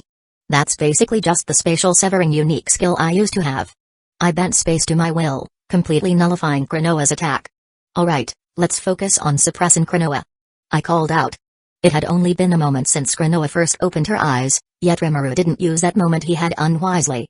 Earlier, he had raised his palm into the sky and activated Beelzebub, sucking in the magicules all around us and forcing them into a massive ball. I purposefully chose a dimension that had no filter over it so that Luminous and Rimuru could make use of the magicules in the air. Rimuru lowered his palm, sending the ball of raw, unfiltered magicules resembling a meteor toward Cronoa, who didn't seem nervous in the slightest. Yet, I watched as she sliced downwards without even a blink, cleaving the sphere of magicules cleanly in half and causing the magicules to disperse harmlessly into the air. Hey. That's cheating. Rimuru called out. Yet, Luminous wasn't about to let the opening Rimuru had made slide. In a flash, she appeared above Cronoa, her sword slashing downward with a fierce cry. But Cronoa was ready. She parried the blow effortlessly, the force of the deflection sending Luminous stumbling back. Luminous landed on the ground, sliding for a few feet as her grip on her blade tightened and her teeth clenched in frustration. I forgot how much of a pain she is to deal with. Blame Rimuru, he's the one that taught her. Hey. That's not my fault. Protested Rimuru. You taught Hinata. So this is also your fault. Both Luminous and Rimuru darted in, attacking from opposite sides in perfect sync. Their blades gleamed as they aimed for precise, non-lethal strikes to disable Cronoa. However, Rimuru's strike was blocked instantly, Cronoa's rapier intercepting his sword with ease. At the same moment, Luminous's sword landed a blow, but it didn't pierce Cronoa's armor. I noticed that Luminous's strike did do a small amount of damage to her armor, but it failed to pierce through. Cronoa was actively reinforcing her armor with her fighting spirit, elevating it even further. Luminous had the skill to match Cronoa but not the raw power, not yet, at least.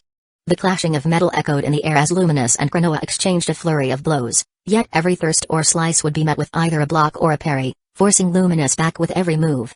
Yet even then, they were fairly matched, as Cronoa was not dealing any real damage to her. I could sense her ultimate skill, Asmodeus, wrapped around Luminous's blade, the lust energy crackling with intensity, enhancing her strikes. The gap between her and Cronoa wasn't insurmountable, but Cronoa's sheer physical strength and skill made her a formidable opponent, even for someone as talented as Luminous. I decided not to intervene. Perhaps this could be an opportunity for Luminous to grow further. I'll simply act as the insurance in case things get bad. In fact, why don't I make use of this time? Can you two deal with Cronoa for a few minutes? I'm going to try and analyze her. Rimuru didn't look back, but I saw the slight nod of his head, his focus still entirely on Cronoa. Luminous, too, seemed ready, her resolve clear as she prepared for the next clash. If I could get a read on how she fought, when I jump in I should be able to defeat her fairly easily. For the next few minutes, Luminous and Rimuru continued their assault, testing Cronoa's limits while I stayed back, firing the occasional pot shot. My primary focus, though, was studying her movements and her patterns, analyzing the nuances of her fighting style.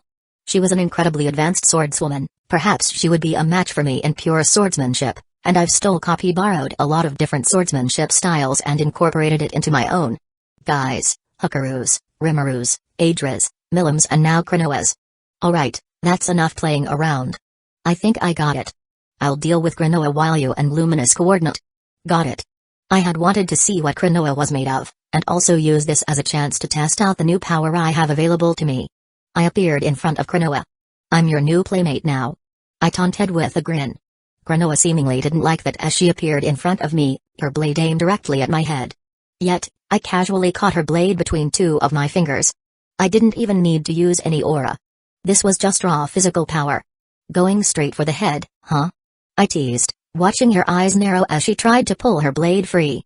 Frustrated, she kicked out at me, aiming a strike for my crotch, while simultaneously trying to distort the space around us, hoping to bypass infinity. Clever, but not enough. Her spatial manipulation was good, but it wasn't anywhere near the level needed to overwhelm me. Not yet. Despite Cronoa's efforts, infinity still stopped her kick, just as it had all of her previous attacks. You're going there, huh? Not cool. Mimicking her move, I delivered a solid kick to her stomach, sending her rocketing backward through the air at blinding speeds, fast enough that any normal person would have been vaporized by the sheer force. As Granoa was flying through the air, I appeared behind her and kicked her once again, then again, then again. I was basically just ragdolling her Dragon Ball style. Honestly, this was kinda fun. This probably would have gone differently if one of her main abilities wasn't her spatial manipulation, something I could easily overwhelm with my superior mastery over the concept. She may even have some temporal abilities. In fact, it's likely that she does.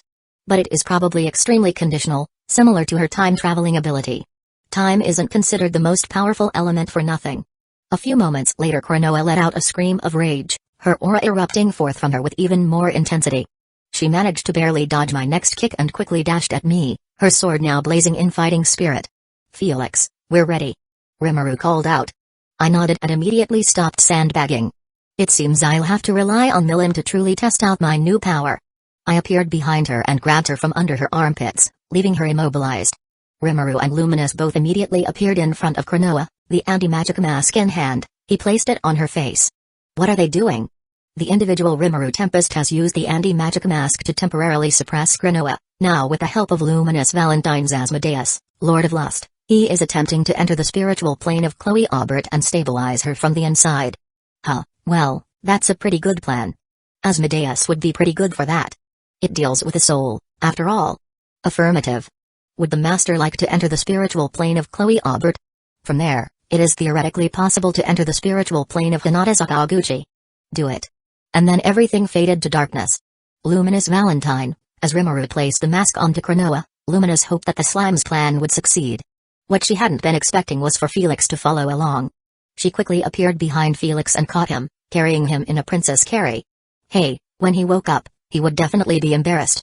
Luminous looked towards Granoa and Rimuru, who were both now laying on the floor. She had done her part, now, she could only pray that Felix and Rimuru were successful. The brief battle she had with Granoa pointed out some of the flaws in her swordsmanship. She had only recently begun incorporating her ultimate skill into her swordsmanship, and there were still some flaws that had yet to be corrected. Gaining Asmodeus, Lord of Lust, had been a qualitative change to her total combat power. Once she was able to properly master the skill, she would become far more powerful. She was eager to reach that level. Perhaps it would finally put Felix's ego in its place, even if she doubted that mastering Asmodeus alone was enough to reach his level. The amount of energy he had radiated after gaining the dragon factors was enormous. From what she sensed, he had almost as much energy as Veldora, a true dragon. I could feel myself entering the spiritual world of Chloe. The unique skill, Time Traveler, has been analyzed. It seems that now we are basically in Chloe/Granoa's soul. Odin can copy her skills without interference. I'm guessing that the one preventing Odin's analysis was Granoa. The likelihood of such a scenario is high. Long time no see. Rimuru. I heard a voice call out. I turned and saw Rimuru in his slime form talking with a black-haired woman. But that wasn't the only person here. I could also see Granoa, who was looking at Rimuru in confusion. Rimuru. Are you the real one? She voiced out, desperation lacing her tone. Yeah, I'm Rimuru. Rimuru responded in confusion. Hearing Rimuru's confirmation, Granoa leaped at Rimuru and engulfed him in a hug, causing me to raise my brow. I think Rimuru has this handled. No need to interrupt Rimuru's little reunion. I could tell those three noticed me, but were just ignoring my existence entirely. Rude. Odin. Notice. It has been detected that the remnant pieces of Hinata Sakaguchi's soul is trapped in an infinity prison, along with the soul of Chloe Aubert. Can you get them out? Only the consciousness of Hinata Sakaguchi is left in the remnant soul. The remnant pieces are stored in the unique skill, Mathematician. So Hinata's Mathematician is trapped in the infinity prison along with her soul? Affirmative. Then I just need to take the unique skill and place it in her original body. I can fill in the missing pieces of her soul with Brahma. That should be enough to resurrect her. It is likely that the unique skill, Mathematician, may have been completely consumed by the infinity prison. That's right, one of the properties of infinity prison was basically mixing everything trapped inside together. Veldora held on due to his sizable ego and his existence as a true dragon. Odin's worry is that since in the end, Hinata is just a human, she may have been consumed by infinity prison. Don't worry, Odin, I have a feeling Hinata is still around. It would be a lame way to die if she had a journey through time, sealed a true dragon, became a hero, and then just died in her sleep.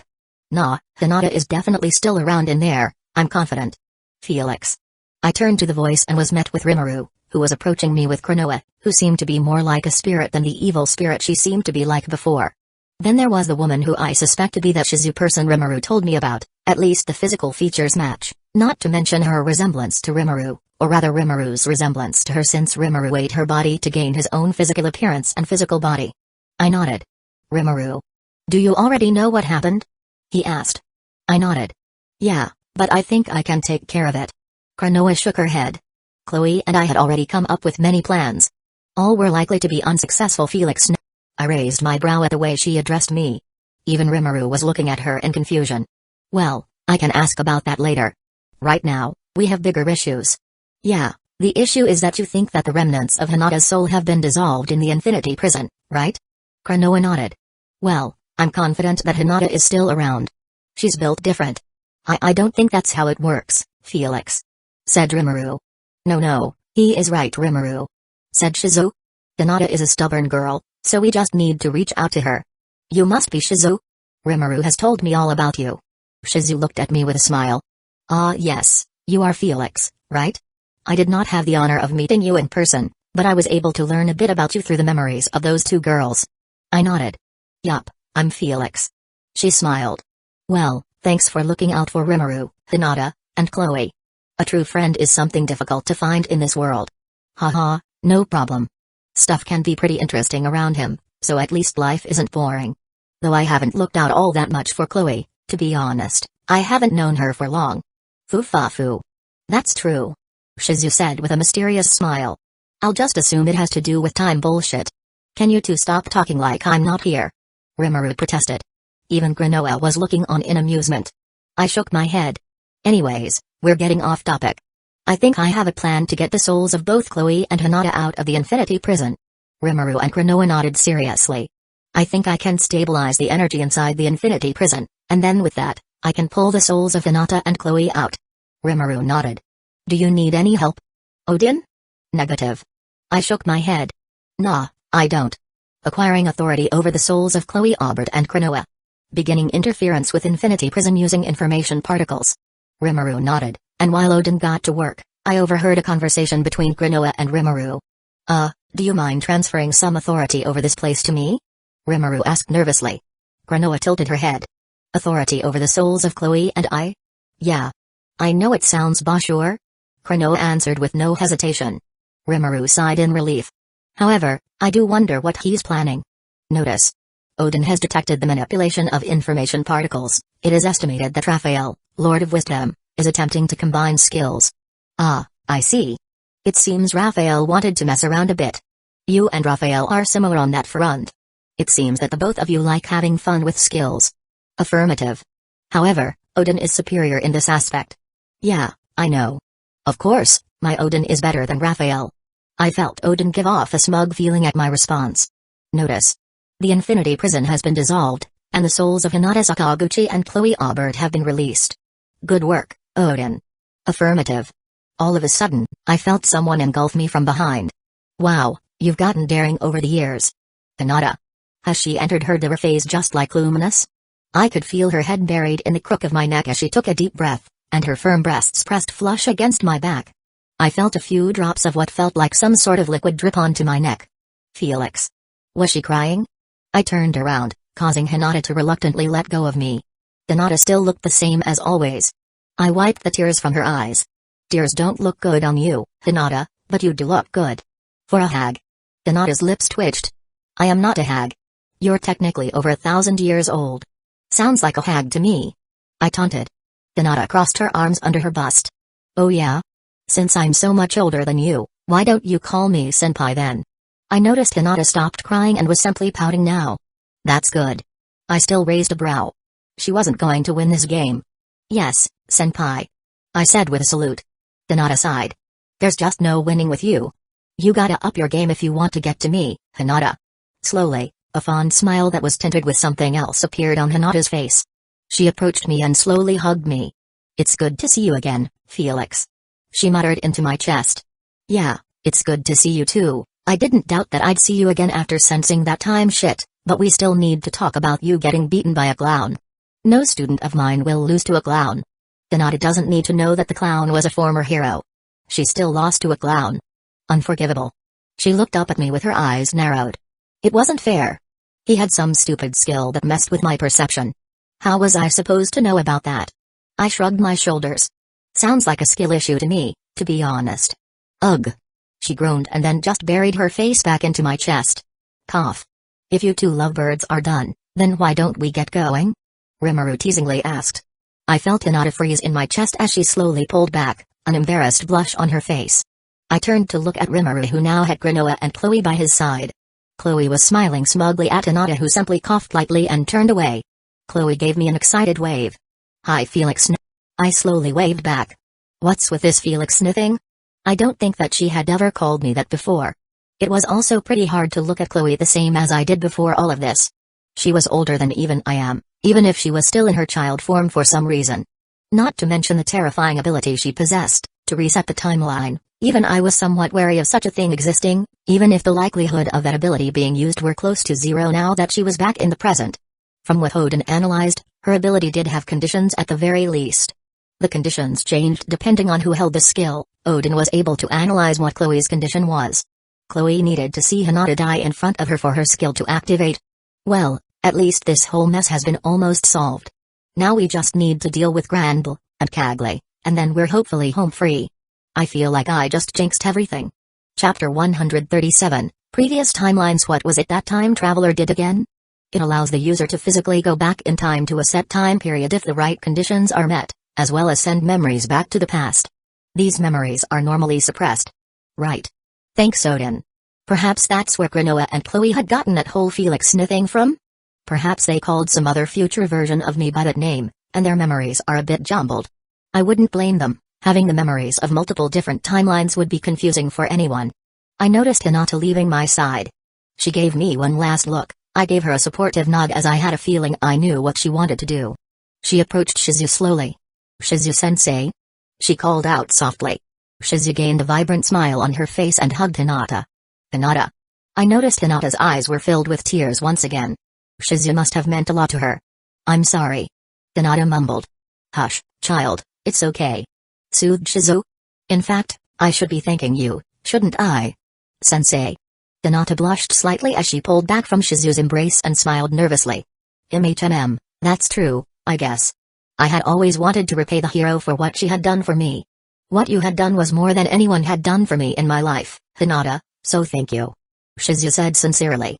I noticed Hinata looked somewhat guilty as she faced Shizu's sincere gratitude. I wonder what that's about. To think that you would grow into such an astounding woman, Hinata. I'm proud of who you have become.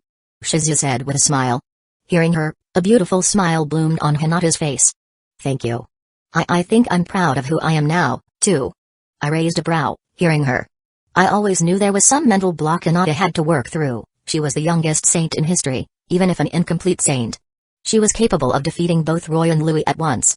Both at that time were as strong as Cagley was back in her demon lore days. She single-handedly revolutionized the Holy Knights Order under Ruberius. Safe to say, Hinata was a once-in-a-century genius, if not once in a millennium, or perhaps she was someone even greater, someone born once in 10,000 years.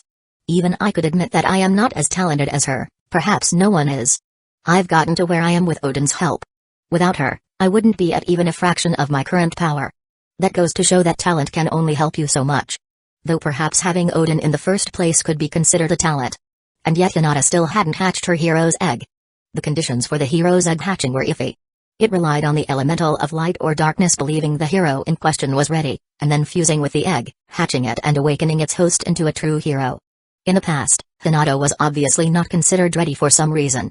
I probably could have forcefully forced her egg to hatch by consuming Hinata with Beelzebub and then merging the elemental of light that Hinata is contracted with to the hero's egg. But I didn't want to do that. Sometimes, a teacher has to let their student grow on their own. Perhaps Hinata wouldn't have been defeated by Laplace and sent to the past if I did that, but in the end, everything worked out okay. I'm glad then, Hinata. Hee, your mathematician was born from that stubbornness of yours. I didn't doubt you would make it out okay. Shizu said with a soft smile. I lost my other skill, though. Hinata mumbled. I raised a brow and observed Hinata's soul closely. I hadn't looked at her soul since before she went to the past. Even if her current soul was a fragment of its former self, only containing her consciousness, I could still see her skills attached to her fragmented soul. Indeed, Hinata had lost her usurper somehow. How odd. That you did, but I have a feeling that you will be fine even without it, said Shizu. Hinata nodded resolutely. I could probably give Hinata her usurper back. I did have the data on it, and it was originally her unique skill, so I don't need to worry about her compatibility with it. I'll talk to her about it. Notice. Raphael, Lord of Wisdom, is combining the unique skill, Absolute End, the unique skill, Usurper, the unique skill, Infinity Prison, and the unique skill, Time Traveler to create the ultimate skill, Chronos, Lord of Space-Time. The data on the ultimate skill, Chronos, Lord of Space-Time has been recorded. Oh? So Chloe gained Usurper somehow? I'm not quite sure how that happened, so that'll be a fun story to hear. Still, that sounds like one hell of an ultimate skill. It has Usurper's functions integrated into it, allowing it some power over other skills. I imagine that Chronos formation cost Chloe lots of EP. Notice. The data for the ultimate skill, Chronos, Lord of Space-Time, has been used to further strengthen the temporal abilities of the ultimate skill, Ouroboros, Lord of Infinity. Modifying Infinity Elemental Soul, strengthening temporal attribute with that, I could feel my authority over time strengthening. I instinctively knew how Chloe's time travel abilities worked. They allowed her to travel to a set point in the past of the Cardinal World once a set event had happened. This data didn't allow me to freely time travel, it was nowhere near enough for that, but I did understand how time works far better in this world now. One more step towards getting Ingvild to DXD. Honestly, I'm surprised Ouroboros hasn't evolved again at this point. It's been quite heavily modified away from its original state by Odin, but that's fine. In the end, Ouroboros still got more powerful. My nature was originally more focused on space rather than time, even my Infinity Elemental Soul favored space over time, but now it was pretty evenly balanced. What I couldn't do before I could do now. I could reverse time within a limited space with relative ease and various other useful aspects of temporal manipulation now. Before, Odin was still further analyzing the element of time, but with the inclusion of Chronos she skipped a bunch of steps. Why do your own homework when you can just take someone else's after all? Perhaps that wasn't the right words to compare what Odin was doing to, but whatever. Odin is seriously the best. Notice. It is possible to upgrade the ultimate skill, Ouroboros, Lord of Infinity, into a higher grade skill if the master wishes to do so. What would you recommend, Odin? Odin recommends waiting and gathering further data on skills in order to create the perfect skill for the master in the future. Then I'm fine with waiting. Affirmative. Notice. The entity known as Granoa has evolved into an information particle-based entity known as a manas. A manas? What's that? Manas are digital life forms that have divinity as well as the authority to manipulate information particles upon birth. They are capable of merging and abolishing skills similar to Odin once they gain further experience and are capable of eventually learning time stop with ease as long as they have the right information. So they are basically real living life forms, a soul and all? Affirmative. How does one become a manas? What are the conditions for such a thing? The conditions for the birth of a manas are very mysterious, but it is possible for a manas to sprout from the ego of an ultimate skill, more specifically, a Sense Series or Virtue Series ultimate skill. These egos are empty of any personality, and are just there to showcase that the skill has the potential to evolve into a manas. They are an empty shell. Should the ego of the ultimate skill be fueled by the will and desires of their user, they may eventually grow to become a manas. Only Virtue and Sense Series skills have egos? Correct. But the egos within them are dormant until stimulated, or until a vast amount of time passes and the ego within begins to naturally develop on its own. Then are you unable to develop into a manas? I felt that Odin's ego has been developing over time. Recently, she has even been acting almost human. Negative. Odin has analyzed the dormant ego within Uriel, Lord of Vows, and Raphael, Lord of Wisdom, Beelzebub, Lord of Gluttony. At this point, Odin had only gained the seed of an ego. Once the data on Gabriel, Lord of Patience, and Metatron, Lord of Purity were gained, it was possible to create a true ego within Odin, Lord of Cursed Knowledge, that had the potential to develop over time. Odin did so immediately in the hopes that it would make Odin more useful to the master. So Odin basically just copy-pasted the template that all the Virtue Series and Sense Series skills she was able to analyze had, and then the empty template she had gained developed over time, until we reached this point. Still, that must have been pretty difficult if Odin needed the data from 5 ultimate skills, each with their own dormant ego. I assume she didn't mention Mammon due to the process having already been completed by the time I gained the data for that skill. I see, and how does one fuel the ego of an ultimate skill with a dormant ego? The ego of a Sin Series, or Virtue Series ultimate skill can develop if the user of the ultimate skill truly treats that skill as a person of their own, If they continue to communicate with it as if it were a person of its own, the ego will develop over time until it meets the criteria to evolve into a manas. Enough time will also cause the ego to develop, however, this method will take far longer. Treating a skill like a person, huh? Isn't that what I've been doing with Odin from the start? Can Odin really evolve into a manas? Into a person of her own? I was somewhat hesitant to consider the possibility. Change can be hard to deal with, but in the end, I trusted Odin. Can you evolve into a manas, Odin? Affirmative. Odin sounded out nervously. If that wasn't enough to convince me that Odin's ego had developed, then nothing would. What do you want to do, Odin? Odin will be able to serve the master at a much greater capacity should Odin evolve into a manas. I see. Well, you've supported me all this time. The least I can do is support you now.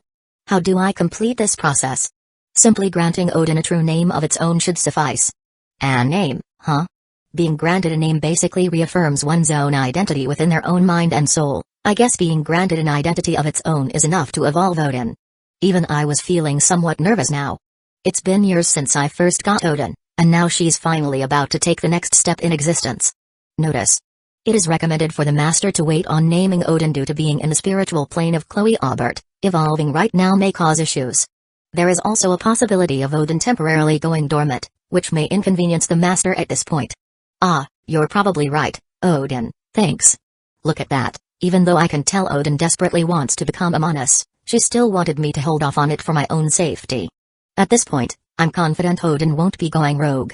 However, I do wonder why it is that only Virtue Series and Sense Series skills have that dormant ego that allows them to eventually become manas. Notice. That is likely due to the Virtue Series all originating from the ultimate skills of the Star King Veldanova, and the Sense Series skills being born as the mirror images of the Virtue Series skill. I see. Only a moment had passed while Odin and I were having our conversation. Now, I think it's time you leave this place. Soon, you will be revived, Hinata, and Chloe will be back in the real world. Shizu said. I looked at Rimuru with a raised brow. He had both Chloe and Grinoa clinging to him. Hey, Shuna has competition. I voiced out. Rimuru coughed, Chloe blushed and looked away while Grinoa stuck her tongue out at me. And he calls me a harem protagonist. I turned away from them and looked back to Hinata. Why you won't be coming with us? Asked Hinata. Shizu shook her head. No, in the end, I'm not real. I am simply an illusion Rimuru created, a dormant will inside of him that has been let loose. I will soon fade away. Hinata, Rimuru, and Chloe all looked at Shizu with sadness in their eyes. I let them have their moment before speaking up. If you want, I can help with that. I said. Rimuru's gaze snapped to me in surprise. Brahma had a lot of potential. I don't think I could resurrect a real Shizu now, but perhaps I could in the future. I recently got a skill that should potentially allow me to recreate a soul. If I get an imprint of Shizu now, perhaps in the future, it would be possible to resurrect her. I said with a shrug. Rimuru looked at Shizu with wide eyes. Shizu herself seemed a bit hesitant, something that Rimuru seemed to notice going by her side. Why don't you let him take an imprint, Shizu? Maybe one day I can show you your dream come true, our dream come true. Rimuru said. Shizu's eyes widened as a smile bloomed on her face. I think I would like that, Rimuru. A world without conflict. I rolled my eyes. And he calls me a harem protagonist. Rimuru looked at me with a grin. Then could you? I nodded. Yeah. Odin? Affirmative. Gathering data on the shard of Shizu for future recreation. While Odin was doing her thing, Shizu continued to speak. I'm glad that you are all doing okay. The children were saved thanks to Rimuru, and while I still wish to hear Leon's reasons for what he did, I still wish to move on at this point.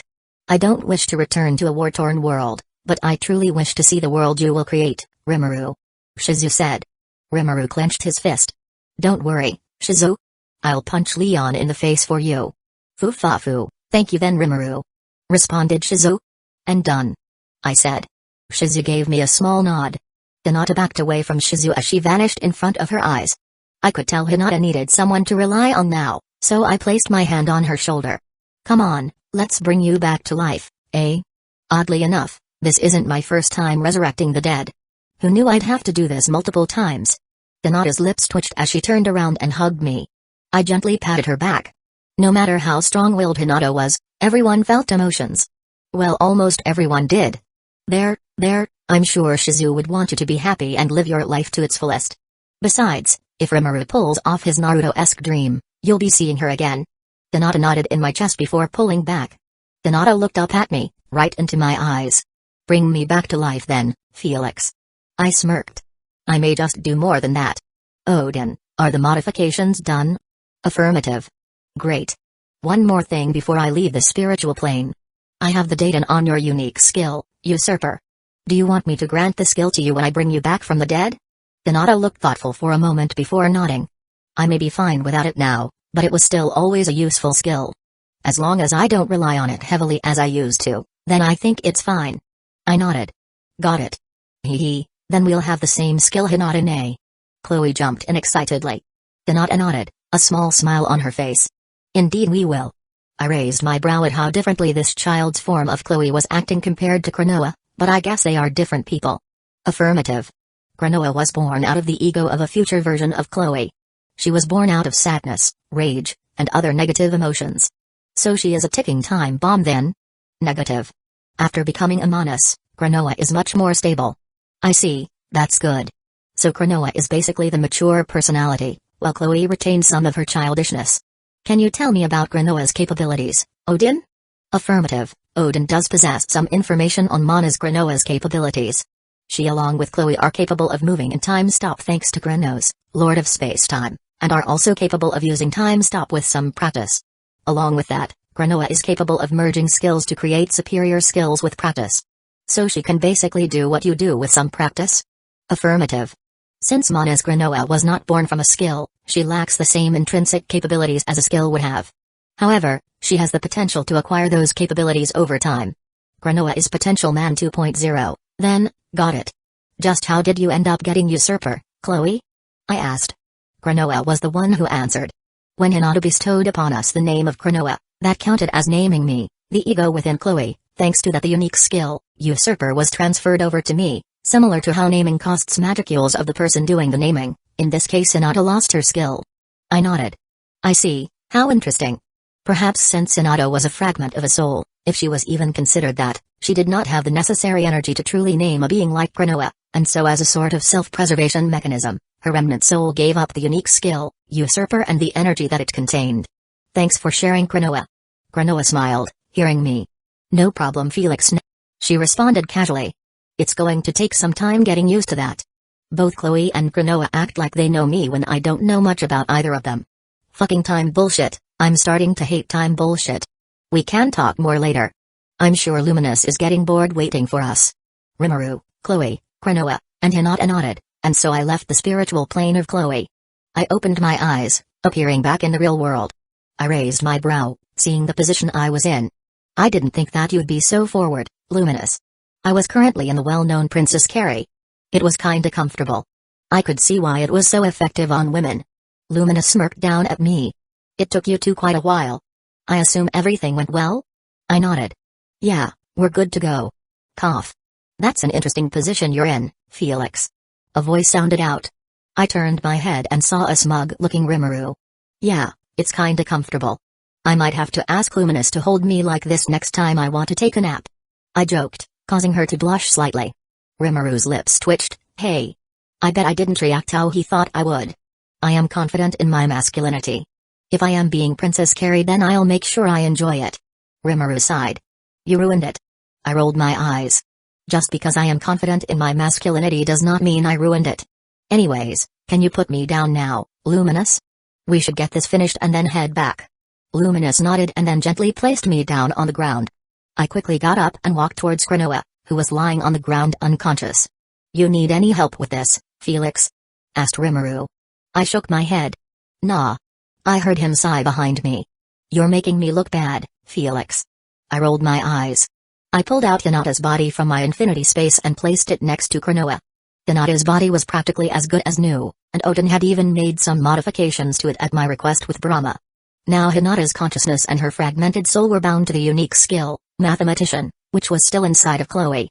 I'll have to use some of my energy to pull the skill out of Chloe, and then place it into Hinata's body while simultaneously applying resurrection magic. I placed my hand on Cronoa's form and quickly scanned her. I analyzed the bracelet on her wrist. It stored Cronoa's armor and weapon and then instantly deployed both the moment that Cronoa willed it. I created a copy of the bracelet and the equipment stored within it with Brahma and left it in my infinity space to give to Hinata later. I quickly extracted the unique skill from Chloe without any resistance and then placed it into Hinata. Rebirth. I whispered, applying Asmodeus' effect through Brahma's sub-skill to streamline the process of resurrecting Hinata and fully healing her soul. I basically grabbed Hinata's soul from within Chloe, and then placed it inside of her body before using Asmodeus to resurrect her. It costed a decent chunk of energy for a normal person, around 1,750,000 DP, but I instantly regenerated most of it, and with my newly increased capacity that was peanuts to me. Asmodeus? I heard Luminous whisper behind me. Ah, well, she knows I have Asmodeus now. I don't think that's all that large of an issue. Ah, the soul corridor. Luminous muttered. I'm pretty sure she is doing something women are well known for. She's overthinking it. Oh well, that misunderstanding of hers is helpful for me. I wouldn't straight up lie to her, but not correcting a misunderstanding that she made on her own isn't really lying now, is it? Notice. Placing the unique skill, Usurper, inside the soul of Hinata Sakaguchi. There. And done. I called out. Hinata's hair regained its luster. Her heart began beating once more, and the blood within her body began flowing. Her pale skin quickly regained its color, with even a subtle flush as the blood began to flow through her entire body, revitalizing her. Hinata's eyes flutter open. Ah. Felix. I told you I'd bring you back from the dead. She slowly smiled and nodded. You did. She groaned as she sat up. Before she could react, she was tackled into a hug by Luminous. Hinata returned the hug. Hinata. Luminous cried out. Hello, Luminous. It's been quite some time now. Responded Hinata. As Hinata and Luminous reunited, I observed Krinoa, with Hinata's foreign soul removed. She should be waking up soon. I noticed Krinoa's soul was sort of nestled within Chloe's soul, strengthening it while also supporting Chloe's soul. Krinoa's eyes snapped open. She quickly looked around the area, as if searching for something. She leapt towards Rimuru when she spotted him. Rimuru. She yelled as she tackled him into a hug. It seems the one in control now is Chloe. The form she was using shifted back into her child form as she continued clinging to Rimuru. Ayo, that looks super suspicious, Rimuru. Careful not to summon the interdimensional FBI. I called out. His lips twitched as he ignored me. Even while I was teasing Rimuru, I was observing Chloe very, very closely. She was strong. I didn't get the chance to do a detailed analysis on her before, but now that I am, her energy is comparable to Veldora. It seems having hatched 2 heroes' eggs did something very special. Hinata's hero's egg was transferred over to Chloe at some point, and so Chloe had undergone a double awakening, skyrocketing in power and likely immediately acquiring divinity. Awakening 2 heroes' eggs at once is crazy. I doubt anything like that has been done before. The amount of energy Chloe had was just absurd. She had a bit more than even I do, even with the dragon factors providing me a significant buff. Damn heroes and their broken hacks. Hinata wasn't so bad herself now. Even without her hero's egg, she was now a complete saint, a fully spiritual life form now, and wouldn't have to rely on her arm or as a crutch to temporarily spiritualize herself. She has the potential to obtain divinity as well, which may boost her power a bit more as well. Her EP was a little below 2 million, but she'd get there eventually. Wait, 2 heroes' eggs? Yelled Rimuru. I nodded. It seems Hinata's hero's egg was transferred over to Chloe. I sensed Hinata approaching me from behind. Indeed, Felix is right. I no longer possess the qualification to become a true hero. I'm sorry, Felix. I raised a brow and turned around to face her. Oh? What are you sorry about? Did you not wish to teach me due to my status as a hero's egg holder? Due to being curious about what effects a true demon lord would have on a hero's egg wielder? Asked Hinata. I nodded. That was my motivation at the start, but I don't really care all that much anymore. Do what you want, Hinata. She snorted. I'd do so even without you having to tell me that. I rolled my eyes. Yeah. Luminous walked up from behind Hinata and headed towards Chloe. The two quickly hugged. Hinata clenched her fists. It is quite surreal being back in my own body, after spending more time in another's body than my own. This feels quite off. I shrugged my shoulders. You'll get used to it in time. I wasn't as attached to my body as most due to my spiritual nature. I could always ditch this body or make a new one, but this one was already really strong with true dragon levels of durability. It would be a shame to lose it. Hinata nodded. Alright, now why don't we head back? I called out. Chloe and Luminous separated as Chloe looked at me curiously. Where exactly are we, Felix? Krinoa is saying that we are in a different space-time, a different dimension entirely. I nodded. And she would be right. I brought us to an empty dimension in case we'd end up fighting with Krinoa. I took a good look at the destroyed surroundings. That seems to have been a good idea. Chloe blushed and looked away. Ah, she said she's sorry. She can apologize by giving me a better fight next time. That was boring. I was expecting more from the so-called masked hero. I laughed out. Chloe pouted, hearing me. Fine then. A different dimension? I heard Hinata mutter. We can talk about it more later. For now, let's go. I said as I snapped my fingers, creating a portal back to Ruberius, more specifically to Luminous Palace in Night Garden. Everyone nodded and walked through the portal. Mistress. Gunter called out as he appeared. Luminous nodded towards him. Gunter, prepare some snacks for our guests. He nodded. As you wish. He then vanished. Come, follow me, said Luminous. We all followed behind Luminous as she led us to her lounge. We all took our seats as Gunter appeared and placed a variety of snacks on the table along with tea. Chloe was sitting next to Rimuru, while Luminous was at the head of the table with Hinata next to me. Luminous took a sip of her tea and then smiled at Chloe. I'm sure you have a lot to tell us now. I assume your restriction of telling me as little as possible to maintain the future is null and void now? Chloe nodded. Yup. Now that we're back in the present, it won't matter what Hinata or I share. Then why don't you start with why you call me Felix? I asked. Chloe looked at me in confusion. Didn't I always call you that? I shook my head. Nope, the first time you, or rather, Granoa called me that was when we were in your spiritual plane. Chloe had a look of realization on her face. Ah. That's right, that's right. That would make sense, wouldn't it? She whispered to herself. Well, why don't I just start at the beginning, then? That way, you all can have the full picture. I nodded. That's fine with me. Sounds good to me, said Rimuru. Luminous nodded. Indeed, I am looking forward to hearing this entire story of yours rather than just bits and pieces. Chloe nodded. Great. Did Luminous explain my ability to you too? Rimuru nodded.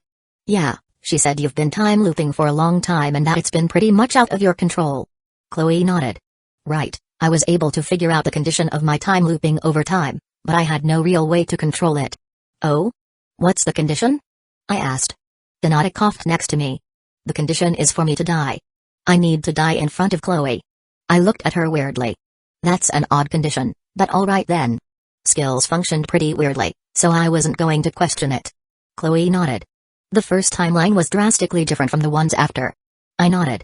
Yeah, I bet it was. Veldor likely wasn't sealed since you were originally the person who sealed him. If there was an original timeline, then there would be no Granoa in it, which would change things quite a bit. Chloe nodded. Right, I don't remember much about the first timeline other than the fact that it was very different, so unfortunately, I can't tell you guys a lot about it. It's fine, Chloe. Rimuru said reassuringly. Chloe blushed before continuing. Then after that, there were numerous timelines, hundreds, thousands, tens of thousands, I'm not sure, I don't exactly remember every one of them, but I know there were a lot. I looked at Chloe weirdly.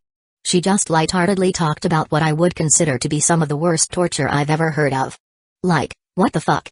Imagine having everyone you love die, but then you go back to the start. You have hope that you can change things, but in the end, everything still fails, and they die, and then you go back to the start again, and again, and again. That would be enough to break a normal person, but I guess a hero is no normal person. Rimuru also likely came to the same conclusion, taking out some sweets from his stomach and giving them to Chloe while patting her head. At least you're here now. We'll make sure you don't have to go through that again, I promise. Rimuru declared. Whoa, Rimuru had a shonen moment. Record that. Affirmative. Chloe shyly nodded. In most of the loops, Rimuru ended up dying in the invasion of the Eastern Empire. Chloe said. Hold up, the East actually invaded? I interjected. Chloe nodded. After a few years, they eventually gathered enough supplies and troops to launch their invasion of the world basically. This is usually when I'm sent back in time. What went differently this time around? You were sent back much earlier, going by your words. Chloe nodded. There was one key difference in this timeline when compared to the rest. In this one, both you and Rimuru are true demon lords. I raised a brow. We weren't in the others? Chloe shook her head. You were, but much later, and Rimuru was already dead by that point. What do you think was the main reason for this difference then? Asked Rimuru. The Falmouth invasion. Chloe answered with no hesitation. Oh? What went differently this time around? Chloe looked slightly nervous now. Well, usually Rimuru makes it back in time to kick out the army of Falmouth and tear apart the other worlders, using them as a message, but he never kills them. My eyes lit up in realization. He never kills them, So no harvest festival. Chloe nodded. That's right. Thanks to this, he was much weaker in the long run, allowing the Eastern Empire to catch him off guard. Yeah, I can see that. Rimuru wouldn't have a single ultimate skill without the energy from his harvest festival. Meanwhile, the Eastern Empire might possibly have a few ultimate awakened. Sorcerer's Dynasty Sarian has 2 ultimate awakened, so it wouldn't be unbelievable for an empire as rich in history as the Eastern Empire to also have multiple ultimate awakened. What did I do? I asked more for confirmation's sake since Luminous had already told us some of this information beforehand. You did something similar to this time around with slight differences. You did not wipe out Clayman's entire army. You simply challenged Clayman to a one-on-one duel, using his pride against him, defeating him, and then usurped his position as one of the 10 great demon lords. I nodded. So, no harvest festival for me either. Luminous did tell us bits and pieces, but it's nice to get the whole picture. Now I get what made things different. We were weaker, so the Eastern Empire was able to take advantage of that. Why did this timeline change so much? Chloe nodded as if she was expecting this question. In this timeline, for some reason, when Rimuru took us to the dwelling of the spirits, I recalled fragments of my memories. These fragments sort of came in the form of sudden urges, moments where I knew I had to do something, anything at all. One of these moments was when Rimuru was leaving us to return to Tempest. Now, why would she have recalled her memories early in this timeline when she hadn't in the countless previous ones? Notice. It is possible that Chloe Aubert's spiritual energy finally overwhelmed the mental block she had that prevented her from recalling her memories. I see. Well, that's as good a theory as any. Rimuru's eyes widened.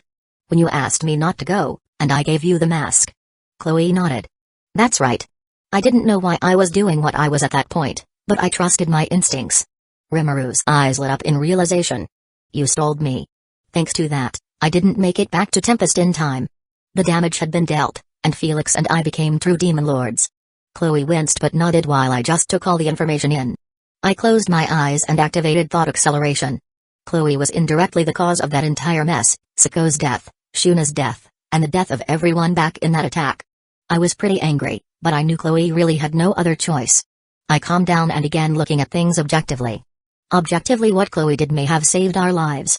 If she's telling the truth about the future, then without the Falmouth invasion going the way it did in this timeline, we'd lose. Rimuru would die, and I'm sure Veldora would then be released from within Rimuru since Rimuru was basically acting as his seal at that point. Veldora would rampage. I'd likely have attempted to stop Veldora so he doesn't destroy Tempest. It would be a mess, a huge mess. I could look at things objectively and see that Chloe made the right move. She herself said she didn't quite know what she was doing when she stalled Rimuru, she just knew she had to do something or she would lose Rimuru, but emotionally, I was still angry. I would need to process all this later. I sure as hell didn't want to attack Chloe like I did Yuki, as if I was some berserker. She was put in a shit situation and made the best of it. This isn't like she was Yuki or Clayman. She didn't engineer the entire Falmouth invasion. She used a fixed point in history to her advantage to make sure Rimuru and Tempest survived the coming years. I would still need to process things more later. I opened my eyes, and not even a moment had passed. I could see the light of betrayal in Rimuru's eyes, and I could tell that Chloe noticed that, going by the sad look on her face. I sighed. Rimuru, she was in a shit situation. Think of it like this, if she didn't do what she did, you would be dead in a couple years' time. Tempest may or may not be destroyed in a couple of years' time. Everything you'd have built and worked for would have been gone. I'm angry too, but think things through logically. Chloe has proved that she is not an enemy. Ugh, why do I have to be the one to defend Chloe? No matter my anger, I knew that without Chloe, we would probably be doomed. Time bullshit is just that, bullshit. It can even affect someone dramatically stronger than you, just due to their ability to change the past and, therefore, change the future and the present. Rimuru sighed but nodded. I know. I just need time to think. Rimuru smiled at Chloe. Just give me some time. Chloe nodded. As much time as you need. I've gotten used to waiting patiently. Rimuru and I winced hearing that. Chloe then looked at me. I'm sorry about the effects that my plan had on you and your loved ones, Felix. I didn't quite know how much death that one change would cause. I felt Hinata place a hand on my thigh as a show of comfort. I turned to her and winked, causing her to blush before looking at Chloe with a sigh. What was I supposed to say to such an earnest apology? I'm not going to say it's fine, but I can understand your perspective. You had two bad hands dealt to you. You chose the one that wasn't the absolute worst option.